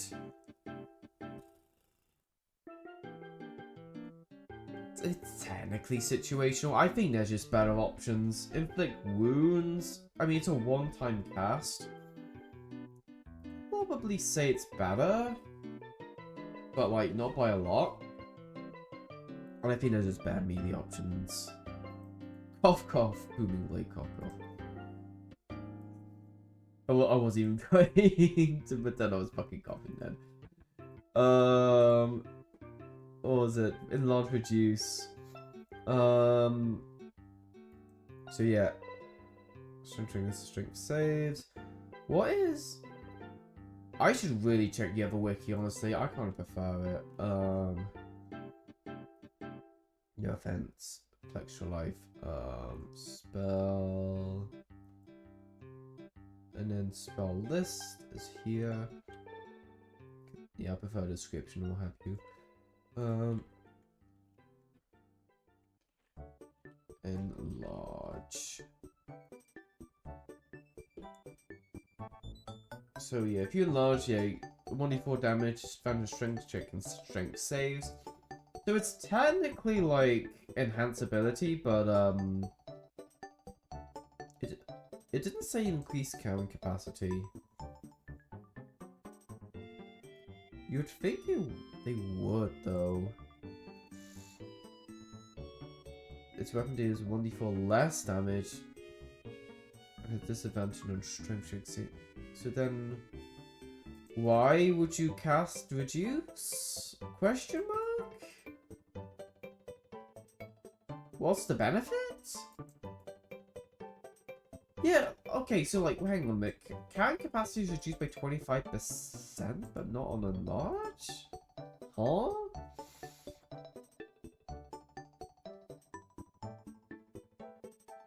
Just more by 33%. Can shove significantly heavier objects. Enlarge does not affect weight. Objects can be thrown. Enlarge also creates a weight target creature. Size category. The weight is the minimum weight.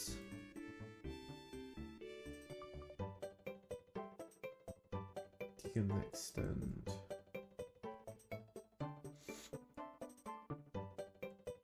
Okay, there's kind of like one use for it, but like, why would you cast?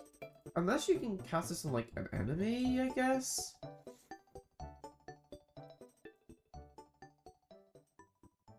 Allow spellcasters. Oh, guess it can only be targeted on yourself. Make creature large small. Okay, so I guess like if you can target another creature, I guess it can be like a pretty useful debuff. I mean, I think enhance ability is just a better, like more diverse buff. I'd probably say it's situational. I'll probably stick it like. Technically, there's a use.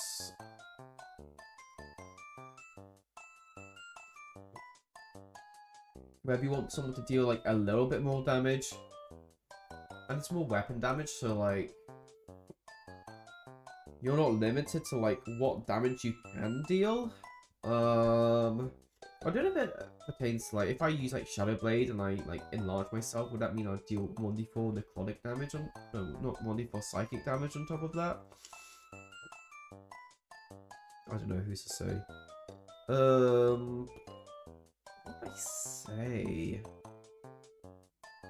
I'll probably say it like this is here. No, actually, there are some pretty useful places you can jump to.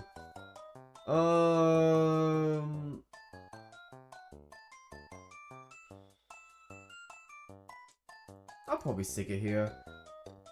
I think there's some pretty useful times you can use this spell.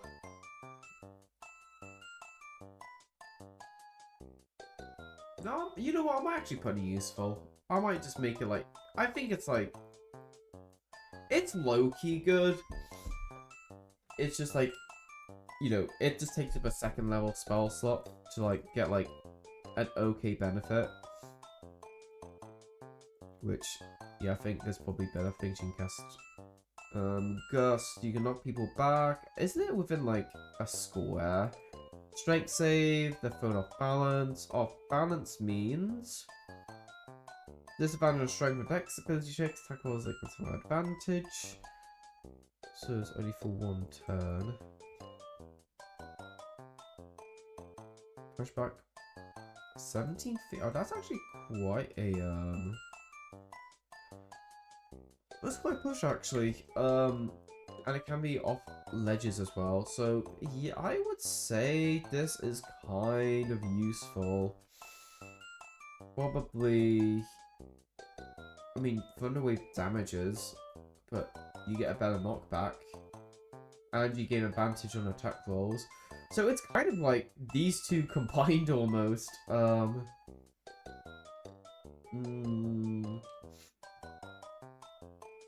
I would probably say.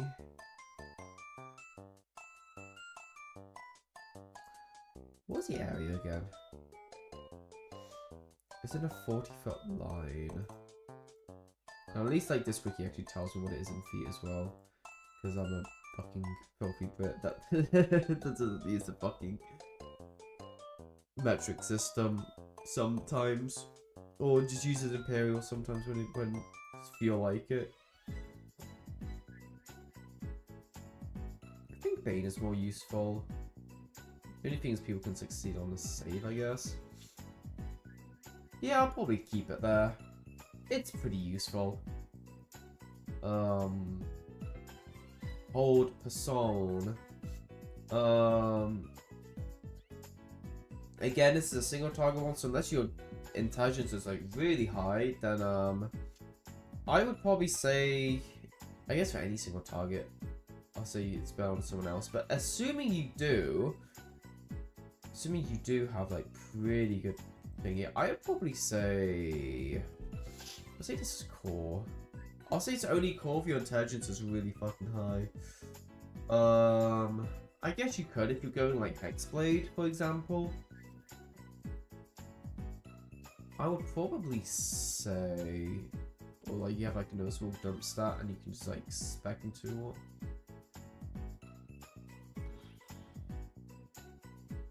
How cool would I say that is this? Probably up here. No, you know what? I'll stick it here. I don't think it's necessarily can't sleep on. Only because, like, again, you need, like, a pretty darn good spell mod to, like, make this, like, pretty viable for, as a wizard spell. I would say for sorcerer, but you don't learn fucking higher level sorcerer spells. It's only for wizard spells. Gosh, what else? Heat metal. Oh, yeah, there's also heat metal. Do I not have it about? I actually forgot heat metal was a spell that, thing you can learn. Oh no, you can't. Sorry, I thought I was looking at the wizard spells for a second. This is bards and druids, isn't it? Yeah, bard and druid, okay, so like, no heat metal. Invisibility, you know exactly where this is going. This is a pretty fucking brutal spell. I would probably say... finding other invisible creatures is really useful. It depends how much you want to use this, right? Because like, if you want to sneak past areas like I have, and like just go on turn-based mode, like it's just really fucking good for that. Or like just position like an ally. God.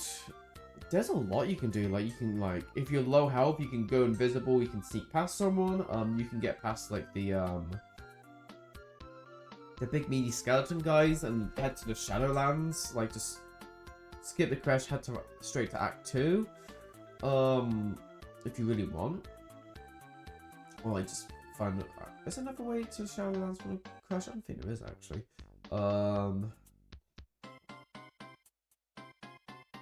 But yeah, it turns out being invisible and having advantage on your next attack roll is pretty fucking good. Who would have thought? This is... Oh wait, this is not... Oh wait, I did Arcane Lock. I would say Arcane Lock is situational, so I thought he did Arcane. I thought I did not. Knock is here. Alright, this is Arcane Lock. That was my bad. Arcane Lock, technically I'll say it's situational. I guess if you want to like lock someone behind a door while having a spell effect, like, I guess that can have its uses. But like, again, you are using a second level spell slot to like make that happen. Probably say it's here. Like, or if you don't like enemies to go into like a particular room where like you're fighting a bunch of other enemies and what have you. Like restricting movement, I can certainly see the merit in having it. Or like, I'm pretty sure, I don't know what other like non-door stuff you can do. Or container. Oh, can't be open with not. Huh. You can dismiss it. Interesting. I didn't realize that was the case. Okay. Magic weapon. I would say this is really cool. How cool would I say this is? I would probably stick it probably yay high. Like, it's a pretty simple buff, especially if you can like upcast it. If you have free cast, then like you know, it's a free buff. I guess you could say that for any leveled spell that you can upcast. Yeah, it's a simple but effective buff, like, and that when you can utilize this, or utilize this with Booming Blade, like, you can do some really darn good damage. Or if you go with like War Domain Cleric and you make another weapon attack, then yeah, you're suddenly gonna get a good amount of usage out of that one for sure. Melv's Acid Arrow. This is like was it 44, and then we can do 2d4 at the end of the next turn. So this is pretty much just effectively 64, which is like 15 damage on average. Actually 2d4. So effectively this can do 64, 84, 94. I mean that's pretty good scaling, to be honest. That's like better than a d12 scaling for a spell. 2.5 times 9. That's an average of 22.5. That's pretty solid, honestly. I wouldn't say it's core, but it is pretty darn useful. Probably stick it up here. Never really cast this myself much, but I can certainly... I think this spell's more useful if you upcast it. Personally, I think it's fine. Like it's pretty good as like a damaging spell. Like, what was it? I have to remember now. 15 damage average. I mean, that's nearly overtaking my chromatic orb, I guess. That's the only caveat. Because what 3d8? That's like 30.5 plus dealing 40.5 dealing. Oh, so you only deal like 0.5 more damage. At least the damage, I guess, is more consistent because it's d4s. But I guess in that case, probably like knock it down a bit because of that. That guiding blow actually deals more damage, and it scales with more damage.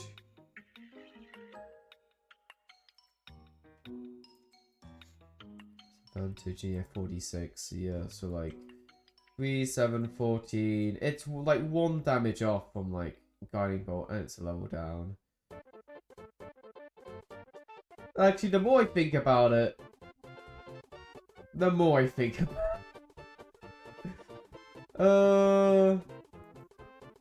I'll probably stick it here. No, you know what? Maybe it's situational.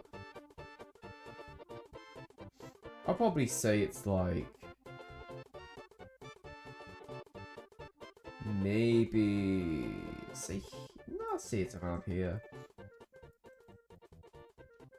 I'm just thinking like what... but I guess acid damage is like rarely resisted, which I guess is 1 merit.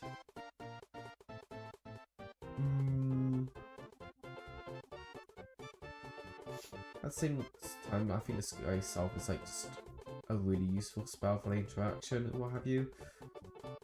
Anywho, mirror image, which I think you make redo, but this is very similar. Increase your AC by 3 when I say 1 duplicate disappears. So it's not quite blur. Each duplicate increase your... you would think this would be disadvantage on the enemy's attack rolls. 3 per duplicate. Is that how it is normally? I'm pretty sure it's... hang on, D&D mirror image. You can mimic your actions, shift positions. Shift positions, so it's impossible to track which image is real. Can use your action to smash an image. We do Christmas roll 6. Okay, yeah.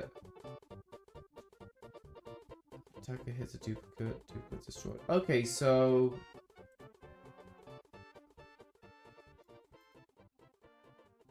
I mean, at least like it increases your AC, I guess. The only thing is like it knocks it down every so often. I mean, how long does it last for though? 10 turns. I kind of think Blur's better, to be honest. Yeah, and I don't think compared to like playing in like D&D, or like regular, like playing in 5th edition, like I think it's probably like more real world, like not real world, like in-game usage when you play it on like tabletop compared to like using this spell in Baldur's Gate. I would probably say, no, I'd probably say it's lower. Like, technically, yes, it's better than, Shield of Faith. But it's less duration, though. So I'd probably say it's like...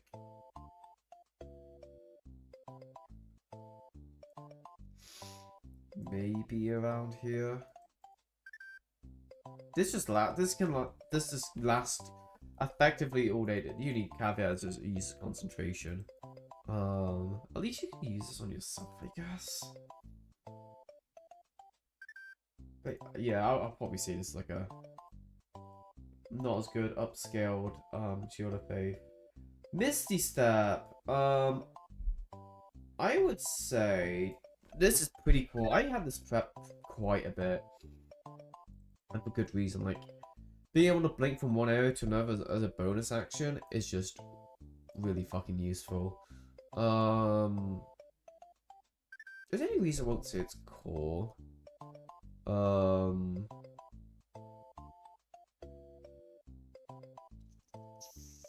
Like you can still use your movement, like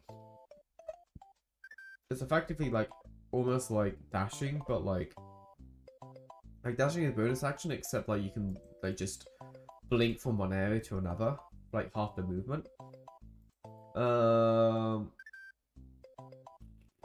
Probably say it's like low-key can't sleep on. Maybe around here. Say spending cloud of daggers, like this is a pretty stacked thingy. I'll probably say it's like low-key can't sleep on. Like, yeah, surprise, surprise, Misty Step is really good. Who would have thought? Like, I know, right? Tell me about it. Phantasmal Force. Let's see this.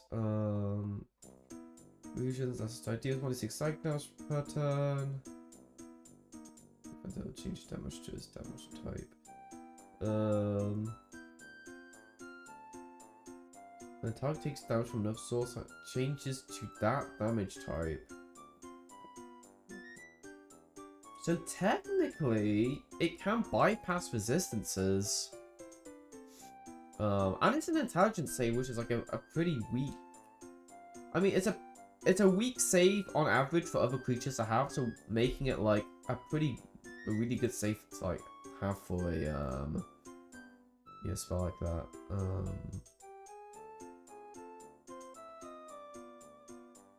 The last thing that attacked it.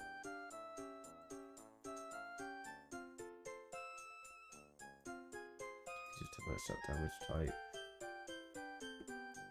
I mean, it's kind of low-key. I mean, well, it's just 1d6. Oh, it's damage per turn. It's up to 10 turns, so you can do it up to 10d6. Technically, it's useful. The fact that you can change damage type is, like, pretty good. So, like, you could bypass resistances, bypass immunity. So, even if you... I can't think on top of my head what is immune to psychic damage. Probably, like, golems and stuff. I don't know if it's necessarily immune to this spell.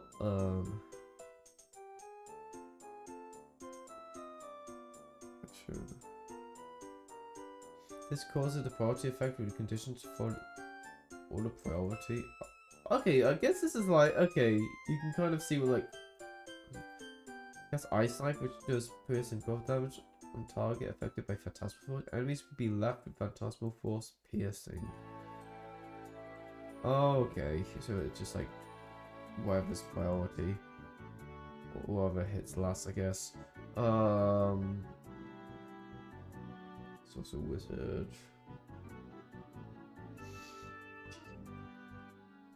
I don't think I'm gonna get time to get to this one, to be fair. If not, then like I can just do it another time.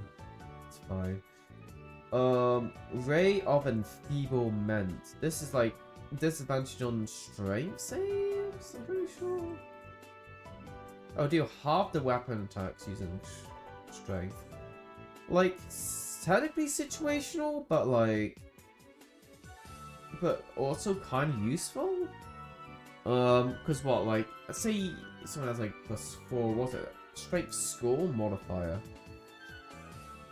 Or half the damage. The con saved on the effect.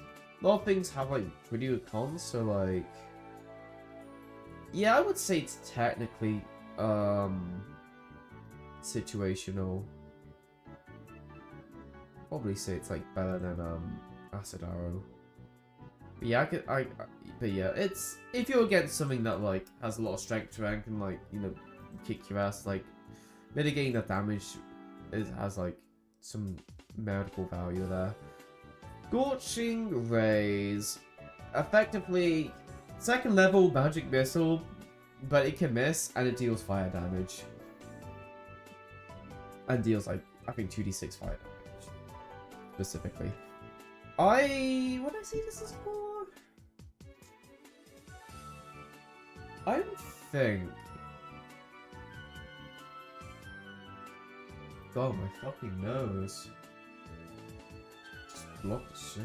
What the hell?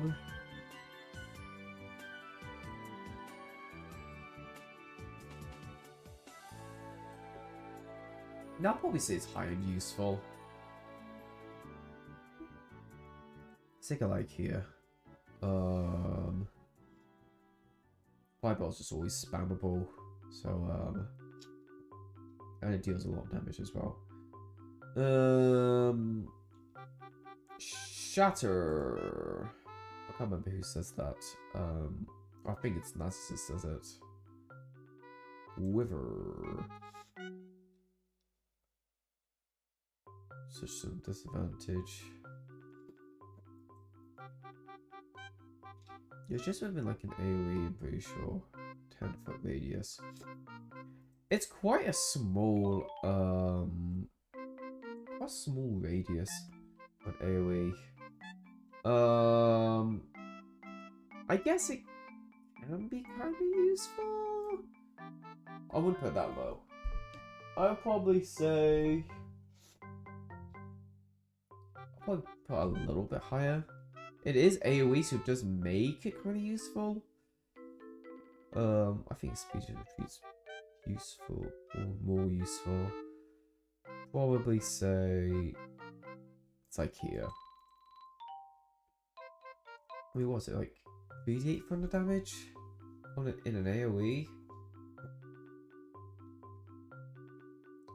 Like, I think it's fine. It's a fine spell.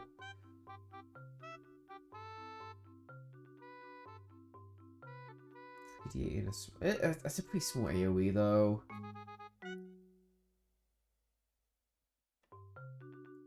We stick it there. Yeah, I just think it's okay. Web. Best second level spell. This is pretty much difficult terrain. And oh yeah, the web is flammable as well. Everyone's gun creature. Oh, they can't move. And Dexy is with disadvantage. That's really darn good. It pretty much covers a big area, doesn't it? 13 foot. We have 13-foot radius, why not 15? It's still pretty useful. It's certainly, I think for like area effect spells, like I wouldn't say it's core to the build, but but again, it's still like, you know, cast this, have your firebolt already, and then, you know, fiery surface if needs be, unless you want to keep people stuck there, but that's up to the user discretion, whichever they feel it was more useful. Don't think I'll stick it that high. Probably say it's like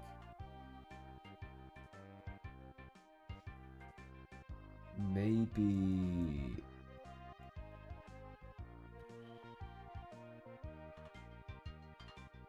2-foot radius. Maybe about here. I have, yeah, like, granting advantage attack rolls is really good on being a buff. You know what, I might just put it a little higher. It's just pretty darn good. There's quite a versatile, you know, amount of use you can get out of it, for sure. I want to check, actually, animate dead, because there's, like, different forms you can get. I know you can't upcast anymore.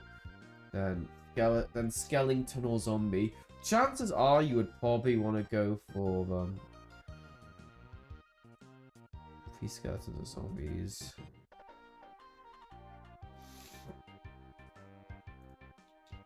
God, if only you can summon three skeletons. Yeah, having like a range attack is like having like a summon that can just fire range attacks and whatnot. Even if you go with a zombie one, I'm pretty sure there's probably some merit to it. Did they get under Constitution? Yeah, they get a slam attack. No, under Constitution, really? They kind of need something like that, to be honest. Don't know about Skeleton having that. Like, that'll make it kind of too good. It's pretty darn good being a ranged attacker. But yeah, I can certainly see, like, that being really darn useful. I don't know if I'll say it's core, but, because, well, it's concentration, isn't it? Oh, wait, no, it's a summon. It's not concentration. That's even better. No, I would say it's core. It's just, like, better find familiar. Charm person. I would say...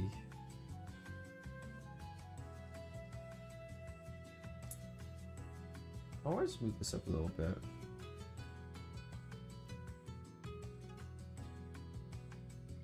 Put it like this.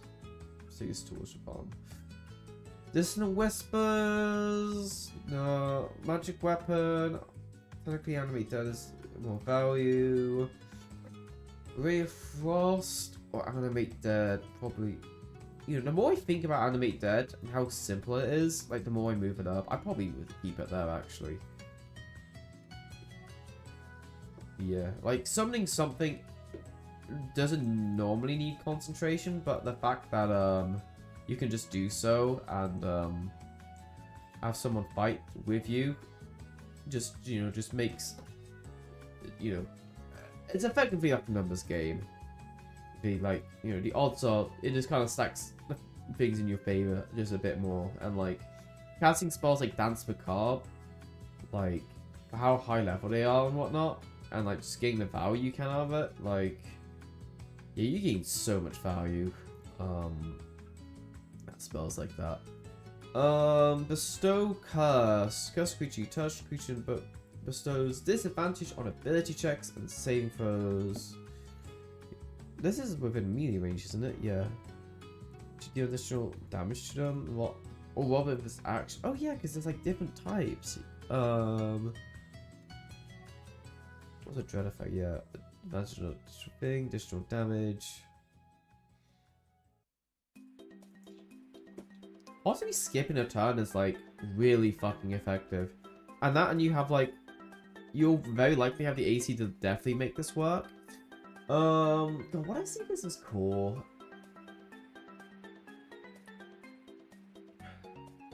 Like, cursing someone is just... It's pretty daunting. Duration increased to 20 turns? 50 and 100 at level 6? Why is the turn increase so much? Was it just a minute? Okay, so I assume it's just a minute. But even, like, 1 minute... I mean, it is concentration, and that's the thing. I mean, I thought curses don't normally use concentration. Bestow curse. Does it normally have concentration? Oh, okay, it does. I thought curses normally don't. Probably say... Where would I stick this? Like, it has a variety of effects, which gives it really good versatility.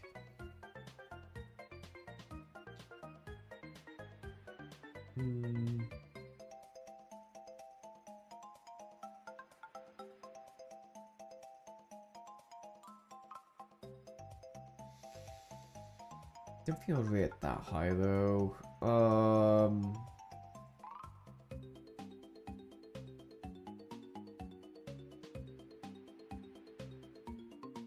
There is a lot you can do.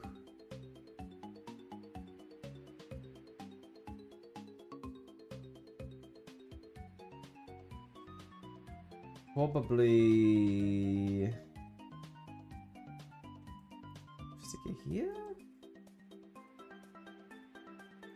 I'll get AoE cantrip.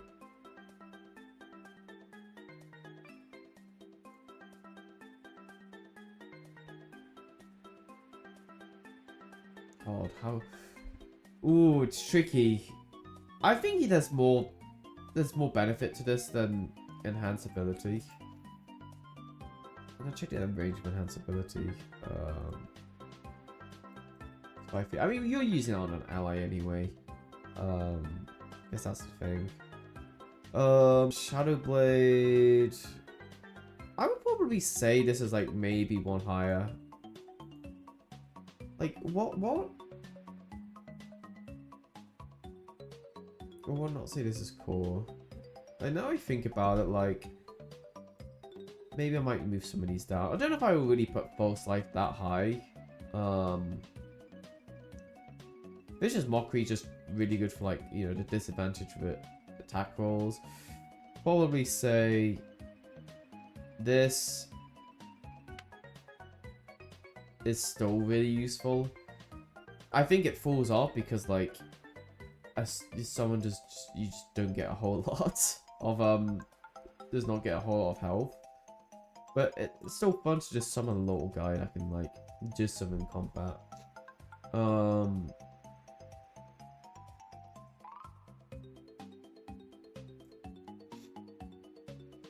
Probably, do you want to say it's up there? I might stick about here. If I stick these two to the bottom. Like, false life. You know what? I don't think it's this core. I think Armor of Agape is just better. It's still useful though. Even if you don't have access to Armor of Agape. It's still technically like a pretty solid spell. Stick it here. Charm Person. Certainly has its merit. I would say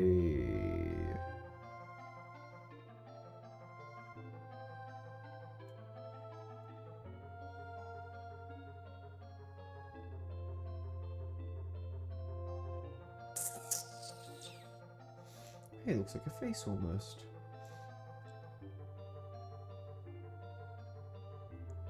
Charm Person.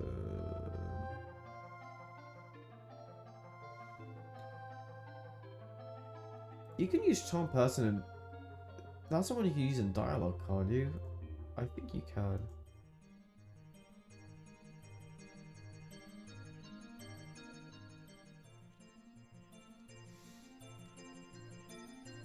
Enchanting them.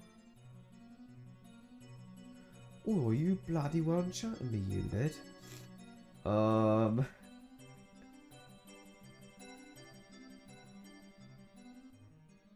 It also depends on difficulty as well. Don't get me wrong, it's still a good spell. But I'd rather charm someone or knock someone off. Or knock a bunch of enemies off the ledge.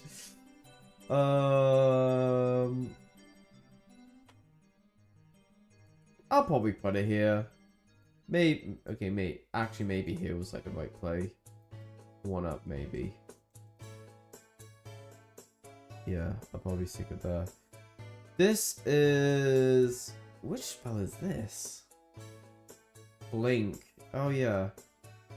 Ethereal Plane. The enemy turn will level high eventually. Ethereal Plane where you can't be harmed or seen in the world. So effectively you can just like... Okay. I thought it was going to show me in the ethereal plane. Affected entities in the ethereal plane can't be harmed. Like, this is certainly useful. Seen or affected. Oh, so you can't heal, I take it. 20 feet. When combat ends, so does this effect. So can you not use items? Hang on. BG3, can you not use items when you cast Blink? When you have a spell, you generally cannot interact with material plane. You can't use items or attack enemies locations. Unless if you have some sort of effect? I'm just thinking, what would you use a spell for? Unless if you have like a ring of regeneration or something, you regen your health every turn. Or like you could generate sacks of heat or something, or charges. Or like you just use it to reposition to some degree. Like, it's technically situational. Probably say it's like maybe around here. I just don't see like much point in using it. Like, there's some good. It's kind of build dependent. Like, unless if it's like, oh, you're low health and you want like a get out of jail free card, I guess like that can be good, but at the same time, like, you may as well just try retreat, heal, and then try and like, you know, use range attacks or something, which I think is probably more ideal than you casting Blink in my opinion. But counter spell. This one, would I say you can't sleep on it? I mean, if shield is, I guess counter spell has to be, right? Like, it's counter spell of like pre like 5e changes. I'm pretty sure it's pre 5e oh sorry, 2026 edition / 5.5, whatever you call it. Did it change counter spell in BG3? Make a check. Use events to check a city. This spell can be casted while you're silent. Oh yeah, you can cast it while you're silent. I forgot about that. Right. Yeah, that's just. Yeah. Really fucking good, huh? Yeah. Turns out it. I don't think I need to explain how countering other spells can just be really good. Fear! Yeah, disadvantage on bait checks and attack rolls, target ends turn. See to make them a saving throw to shake off their fear. So you make. Oh, it's 2 turns? Really? But he dropped their weapon though? At least? I guess that's something. Like, I guess it's fine. Again, this is kind of like thingy levels of usefulness. I'll probably stick mage and a little bit up because I might just stick it maybe up here. There are some pretty like useful applications, you know, like grabbing stuff without activating traps and what have you. Mage hand. Feign Death. I have no idea what the hell uses. Listen, all damage kick psychic. Disease, poison. I mean, because it's possible to cast Feign Death on a party member who committed a crime to avoid being interrogated. The cards typically leave before the spell runs out, and the party can keep all the stolen goods. All party members might be interrogated as well, need more charisma checks. And like this, the use of Feign Death is advised for petty crimes of pickpocketing. They have a spell in combat, enemies may not treat someone with a spell as they would typically commit to attack them, so it cannot be used to reset or escape fights. Oh.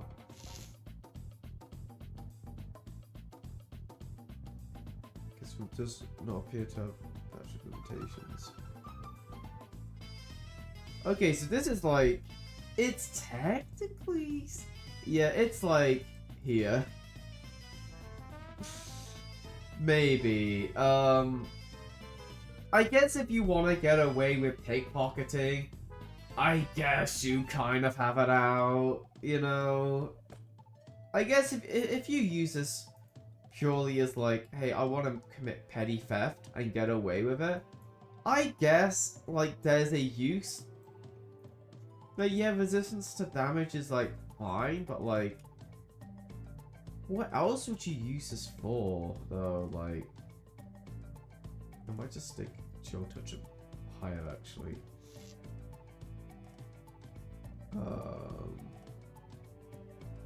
I was probably stick this one higher, stick this one a bit lower. Yeah, a bunch of yellow spells in this situational. Pretty fitting, huh?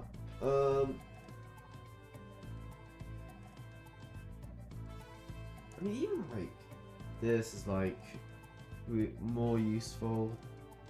This too. I'm just gonna rearrange this a little bit. Yeah, that's more like it. Fireball. What do I say? This is cool. It's good. It has a lot of damage. It's best if you can, you know, whatchamacallit.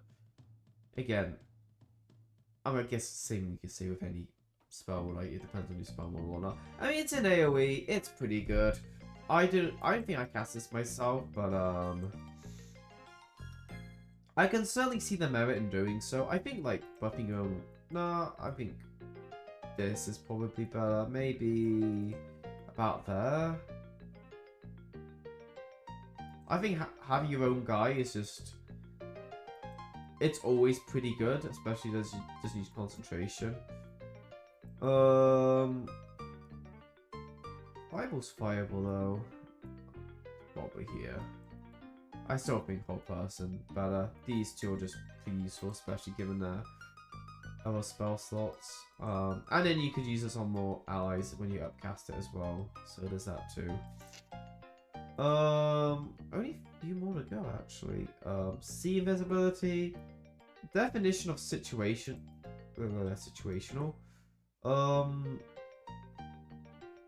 It does actually have a good use. It's just pretty niche, you know? Niche.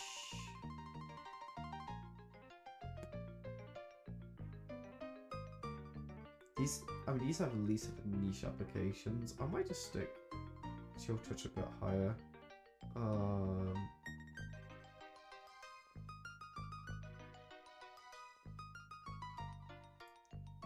Yeah, maybe we'll stick Chill Touch there. Where was I?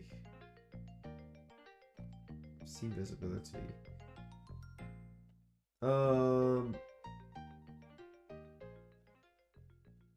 It's probably like down here. Technically, it's not a bad spell. If you're against like anti-Echo, like it's technically pretty useful. Yeah.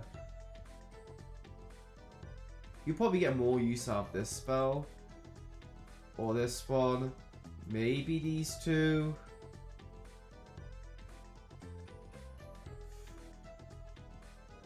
Yu-Gi-Oh as well. That also really... Yu-Gi-Oh would also be pretty annoying to face against, to be fair. And you can get this from like having the Bolo Eye as well. I'll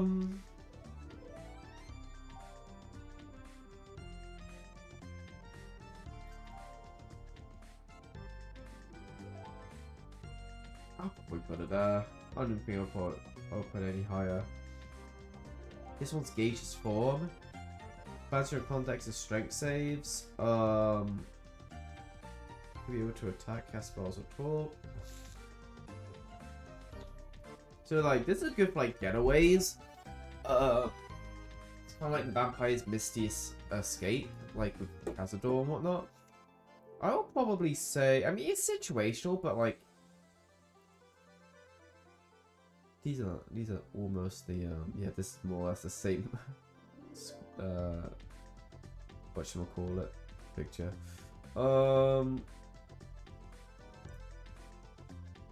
Yeah, like I would probably say there's more reason to use Gaseous Form than Blink.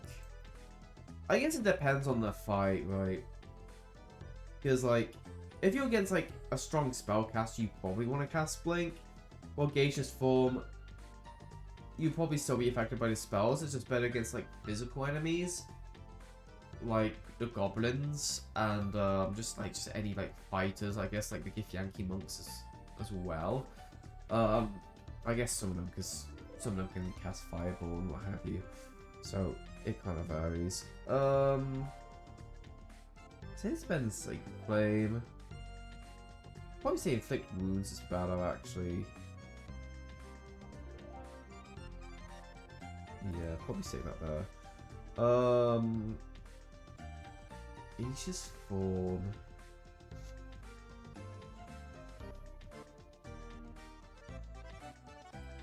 I'll move these a little bit up. What I say? Are they better than these for this, or what I say?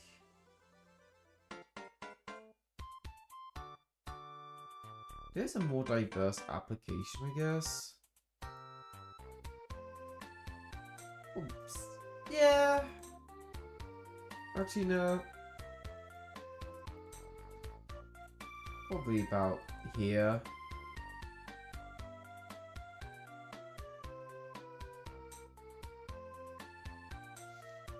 I do think Inflict Wounds is like a solid attack. It's just there's just a lot of things that resistant, what have you. Same with Chill Touch and healing as well. Just probably something like that. Glyph Awarding. You can make a bunch of glyphs which can either deal different damages. It can either put people to sleep, or it can detonate them. And I think knocking back, is it 10 feet?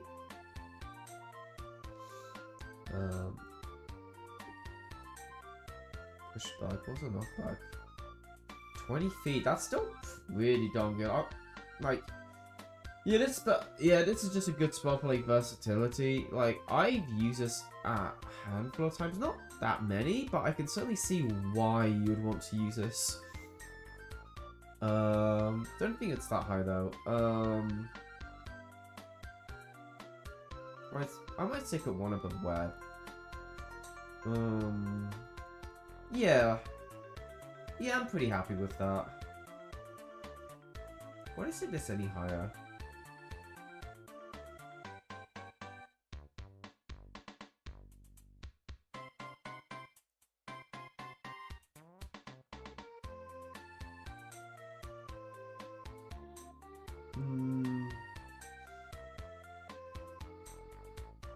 Probably get more usage of these. Yeah, I reckon so. Flying. In case you haven't seen, I mean, unless you don't have the Olympic power, I would say you just can't sleep on this. Like,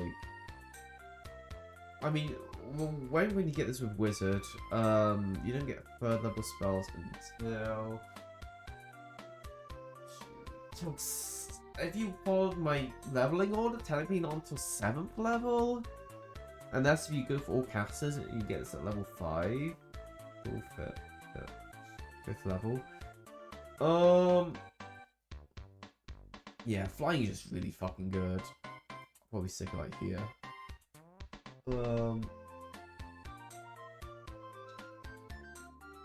Yeah, just finding different places you can actually get to and whatnot is it's just really fucking good.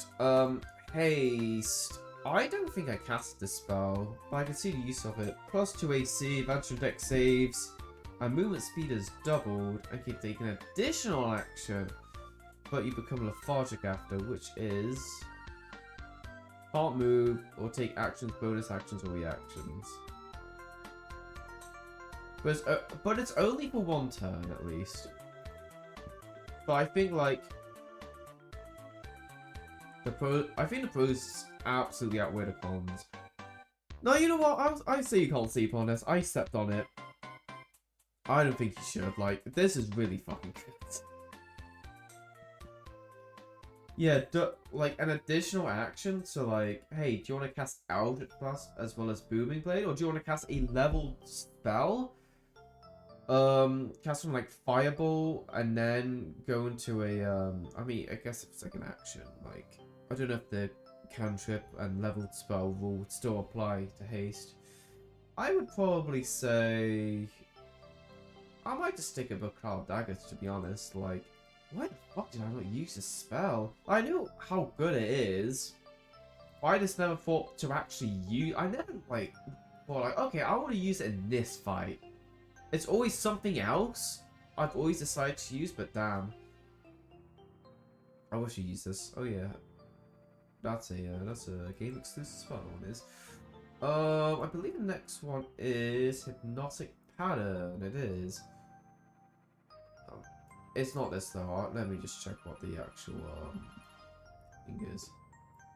Oh, they can't attack you, can't move or act. This is at least better than Crown of Madness and Fear, from the fact that you can affect a lot of creatures with this.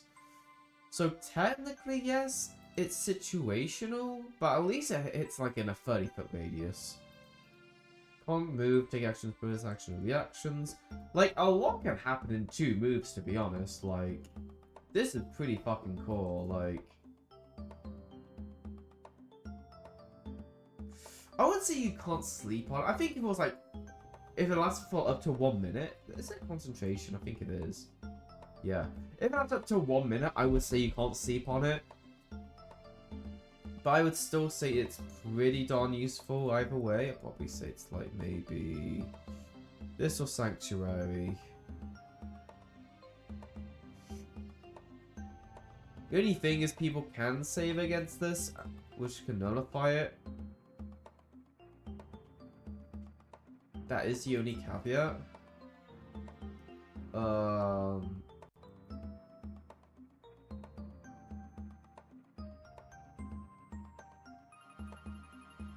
think Bless is still better though. Bless is definitely better. What's they say it's better than Sanctuary?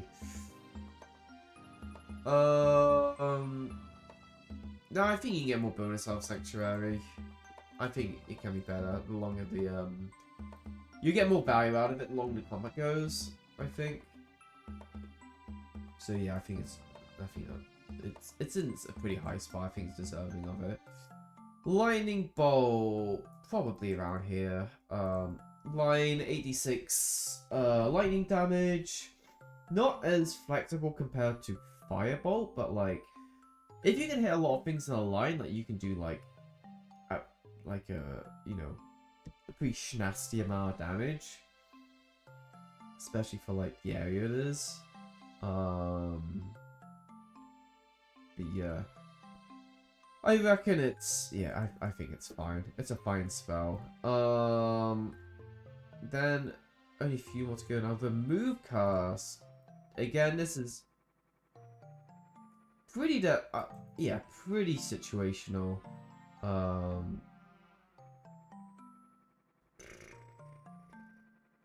I mean, it's like, it's a niche spell, but to be honest, there are times like I have needed to use this, so I'll probably say,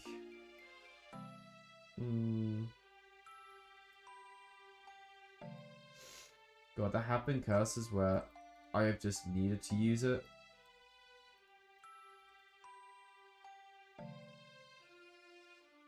I'm just comparing like the images between Bestow Curse and Remove Curse. Which one are you gonna get more mileage out of? Probably these? I'll probably say this is like here.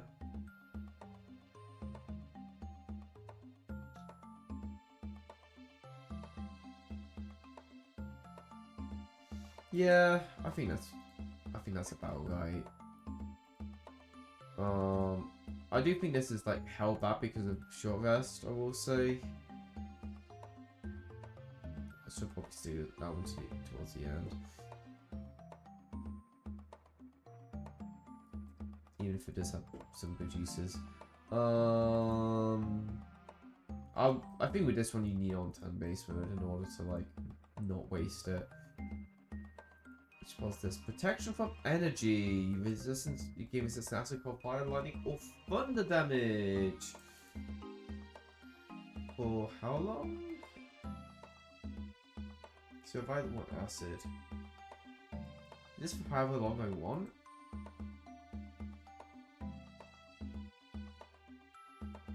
It didn't say duration. I assume there's no thingy. Like, I mean, all those damage types are pretty are common enough in the game for it to justify like being like up here. Don't know if I'll have that high, but I would say maybe compared to other half damage or half the likelihood of attacks. I think half likelihood of attacks is better generally.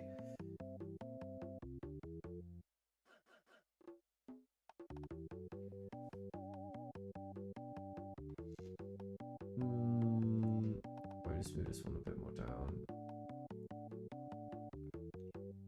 And then protection from energy. Maybe around here.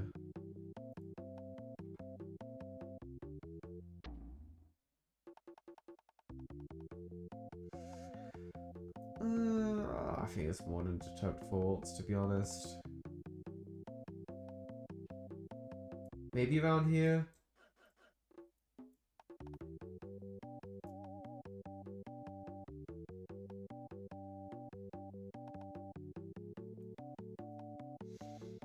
Do this. Yeah, this spell can potentially fail, even if the amount of targets it can hit.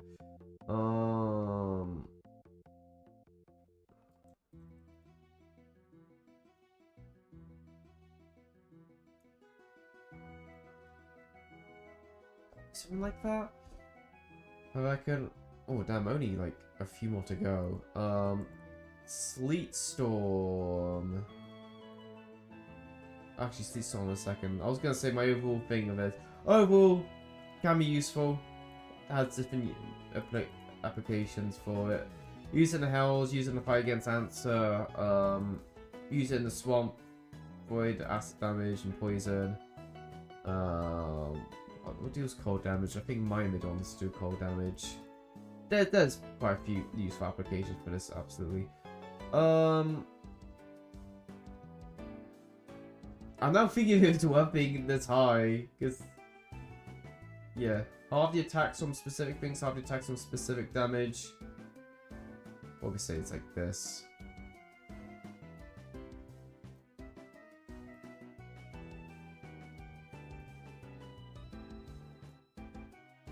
Probably say like this is here. I know what you're thinking. Like, why is like False Life at the end of useful, and Arm of Agape is up here, despite giving like 2 less temp HP, purely because this just gets damaged, and like you could easily get this over this.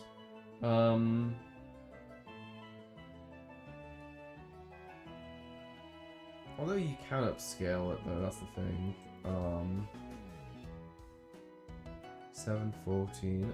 You know, I think it could be higher. I'm flip-flopping with False Life. Because like this like can be upcast and you can deal more damage, which is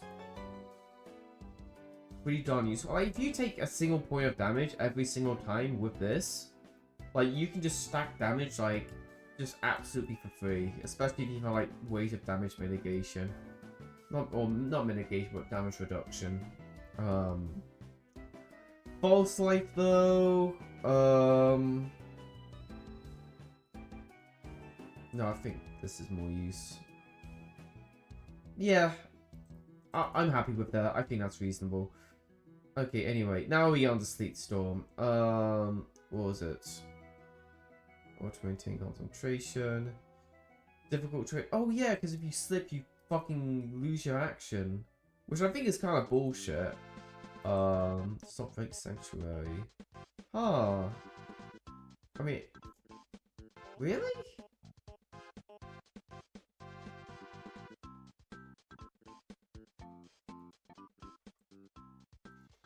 Tranquility.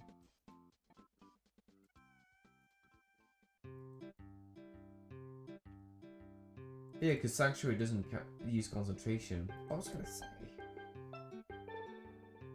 I mean, it's a pretty large area, and like the fact you can't do shit once you fall over is pretty cringe.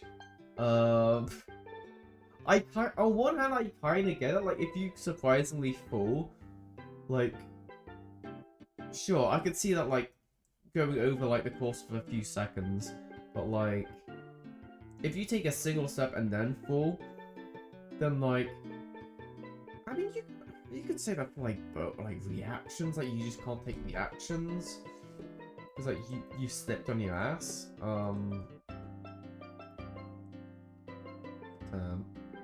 Like, it's pretty useful. Like, it's a pretty strong control spell. Why do I not have the thing yet? And why do I still have the Pokemon YouTube channel up? Concentration, affected areas, Sleet Storm, no additional benefits.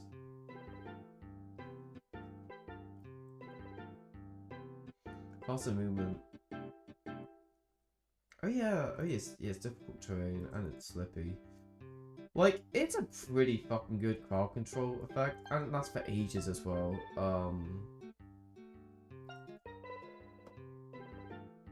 Yeah, it's a minute.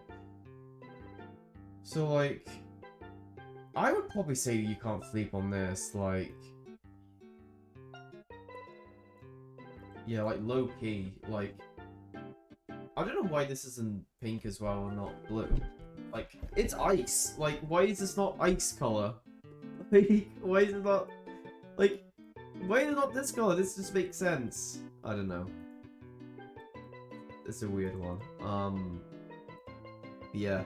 If you have no one else concentrating on a spell, then yeah, just absolutely. It's one, certainly consider prepping. Definitely worth getting the spell scroll for.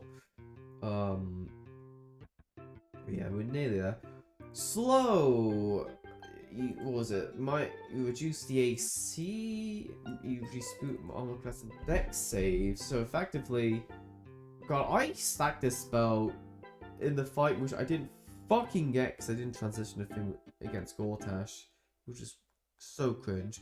Where I slowed him with terrain, slowed him with dispel, slowed him with insect swarm.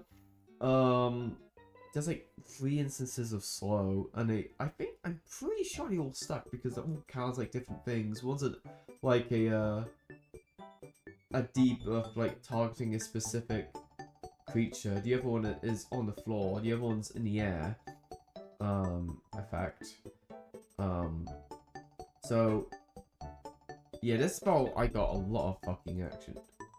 Like, this is effectively like haste, but just the opposite. And I want to make extra attack.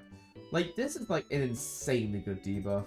Like, honestly, I might just say you can't sleep on it. Like, blowing people is just really fucking good. And you can target more people than hasting yourself. Like, yeah, if you could do that with haste, then like, yeah, it's just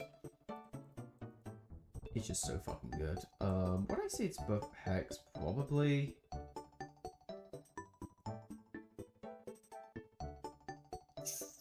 I might just put this down a bit. Verify is still really good though, don't get me wrong. That's why it's here. Gosh darn. What a, what an effect that is. Like, God, especially if you, like, fight against, like, a bunch of, like, elite leveled like creatures and whatnot, and you can just like completely just fucking debilitate them with this spell. It's just kind of crazy. How fuck with this? Stinking Cloud, which for some reason has like a different. Oh no. Okay, no, it's yellow here, but for some reason on the actual spell list it's pink. Huh? It makes more sense being yellow. Just I don't know. It just makes more sense. Can't take actions. Oh, and a poison as well. I mean, it makes sense. I just didn't realize it poisons them. Okay, from taking actions, like. Yeah, this is. I've used this a handful of times.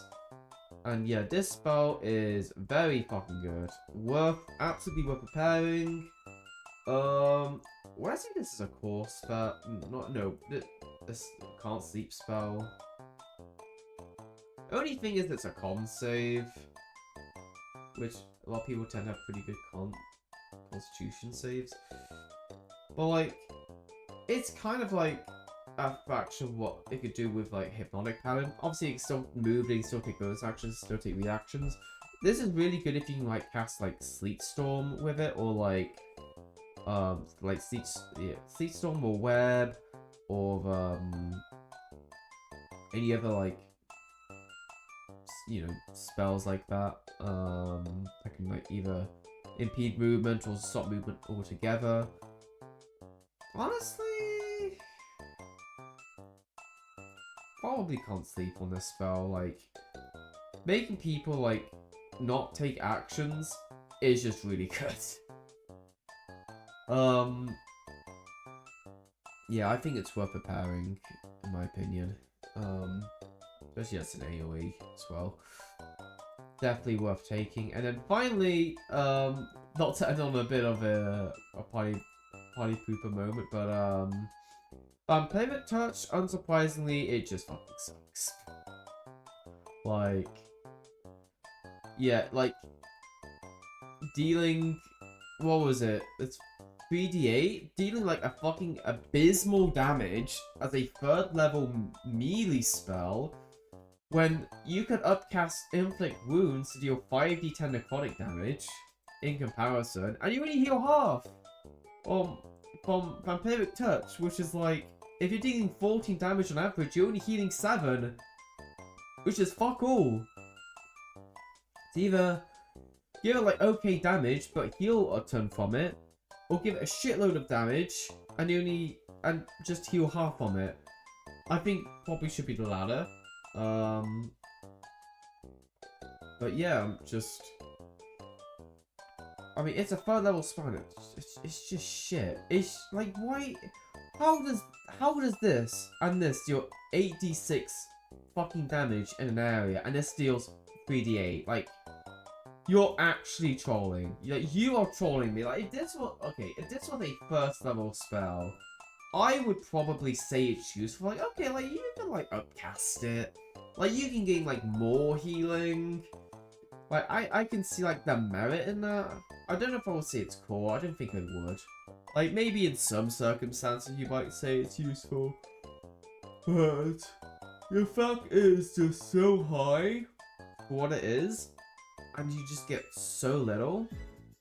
It's just not worth it. It's just shit not worth it. And with that, I'll scroll down slowly. We have got the final tier list of spells to prep for if you're doing a all multi-class Fern. Mainly shout out to predominantly Warlock and Wizard spells. Like those are kind of DOGs. Or this somewhat Sorcerer as well. A little bit from Bard. But yeah, like it's just kind of crazy how like the 2 best caster classes to dip into are like just Wizard and Warlock. 1 for subclasses and 1 for prepping high level spells. Wizard especially good. If you can even in like regular D&D, the same applies for only needing a single level dip into Wizard, and you can gain high level spells. If you're an intelligence caster, like that is so much fucking value just from like a single level dip. Like, my goodness.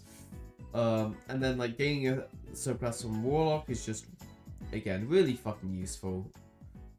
Those are like two of the like the goated level dip classes to go into, in my opinion. Probably I can zoom out. So this is the whole tier list. Feast your eyes on it. This is the whole ass thing. Thankfully, there are more good to great spells than niche or bad. Thankfully, but yeah, I would imagine this is like a pretty stacked spell list, even if it makes you. I don't know what this would make you, because you got full casters, half casters, third casters, which go up to 4th level. Does this make you a quarter caster? 2/5 caster? I don't know who's to say, like. I mean, technically, is this the real 3rd caster? Because you're like a third less than like 9th level casters? Who knows? But, on that note, that's it for the tier list. I'll probably do the background tier list someday. I don't know when. But I hope, and fingers crossed, fingers fucking crossed, that I can actually get this going. But if I can't do it tomorrow, I don't think it'd be Saturday though. Maybe Sunday is the debut of a new stream series, and one that I absolutely look forward to. I have been meaning to do for a number of years. There's one more thing I need to do for it. I've not bothered prepping it yet because a thing in the game is just kind of fucky with how it measures distance. I'll explain that is at some other point, but other than that, yeah, I cannot wait to finally get to the plan I want to get to. Or the streamer thing I want to get to. It's gonna be pretty spicy. It's gonna be pretty different. I'm pretty confident. Oh god. I'm gonna spend like 20 odd minutes. I'm pretty confident that no one has actually done a build. Not a build, sorry. That has not done a run quite like the one I'm doing. Oh, I didn't realize you can get a free low event. Sick. Oh, my friends are online as well. Okay, I guess it'll allow ads. Alright, I'll check this. Oh, it allows now. Okay, so if I don't stream tomorrow, expect me to stream on Sunday, when we can actually get this shit up and running. I cannot wait. It's not just any challenge run. Well, the thing is, it is no challenge. That's the thing. It is a let's just say for now it is something new, something to look forward to, and you would learn more in due time. So, on that note, thank you for checking out the stream if you have. It's always appreciated. I hope to see you for the new series I have coming up, which will happen very, very soon. And with that, I bid you a good night. Take care. I'll see you around. Bye bye.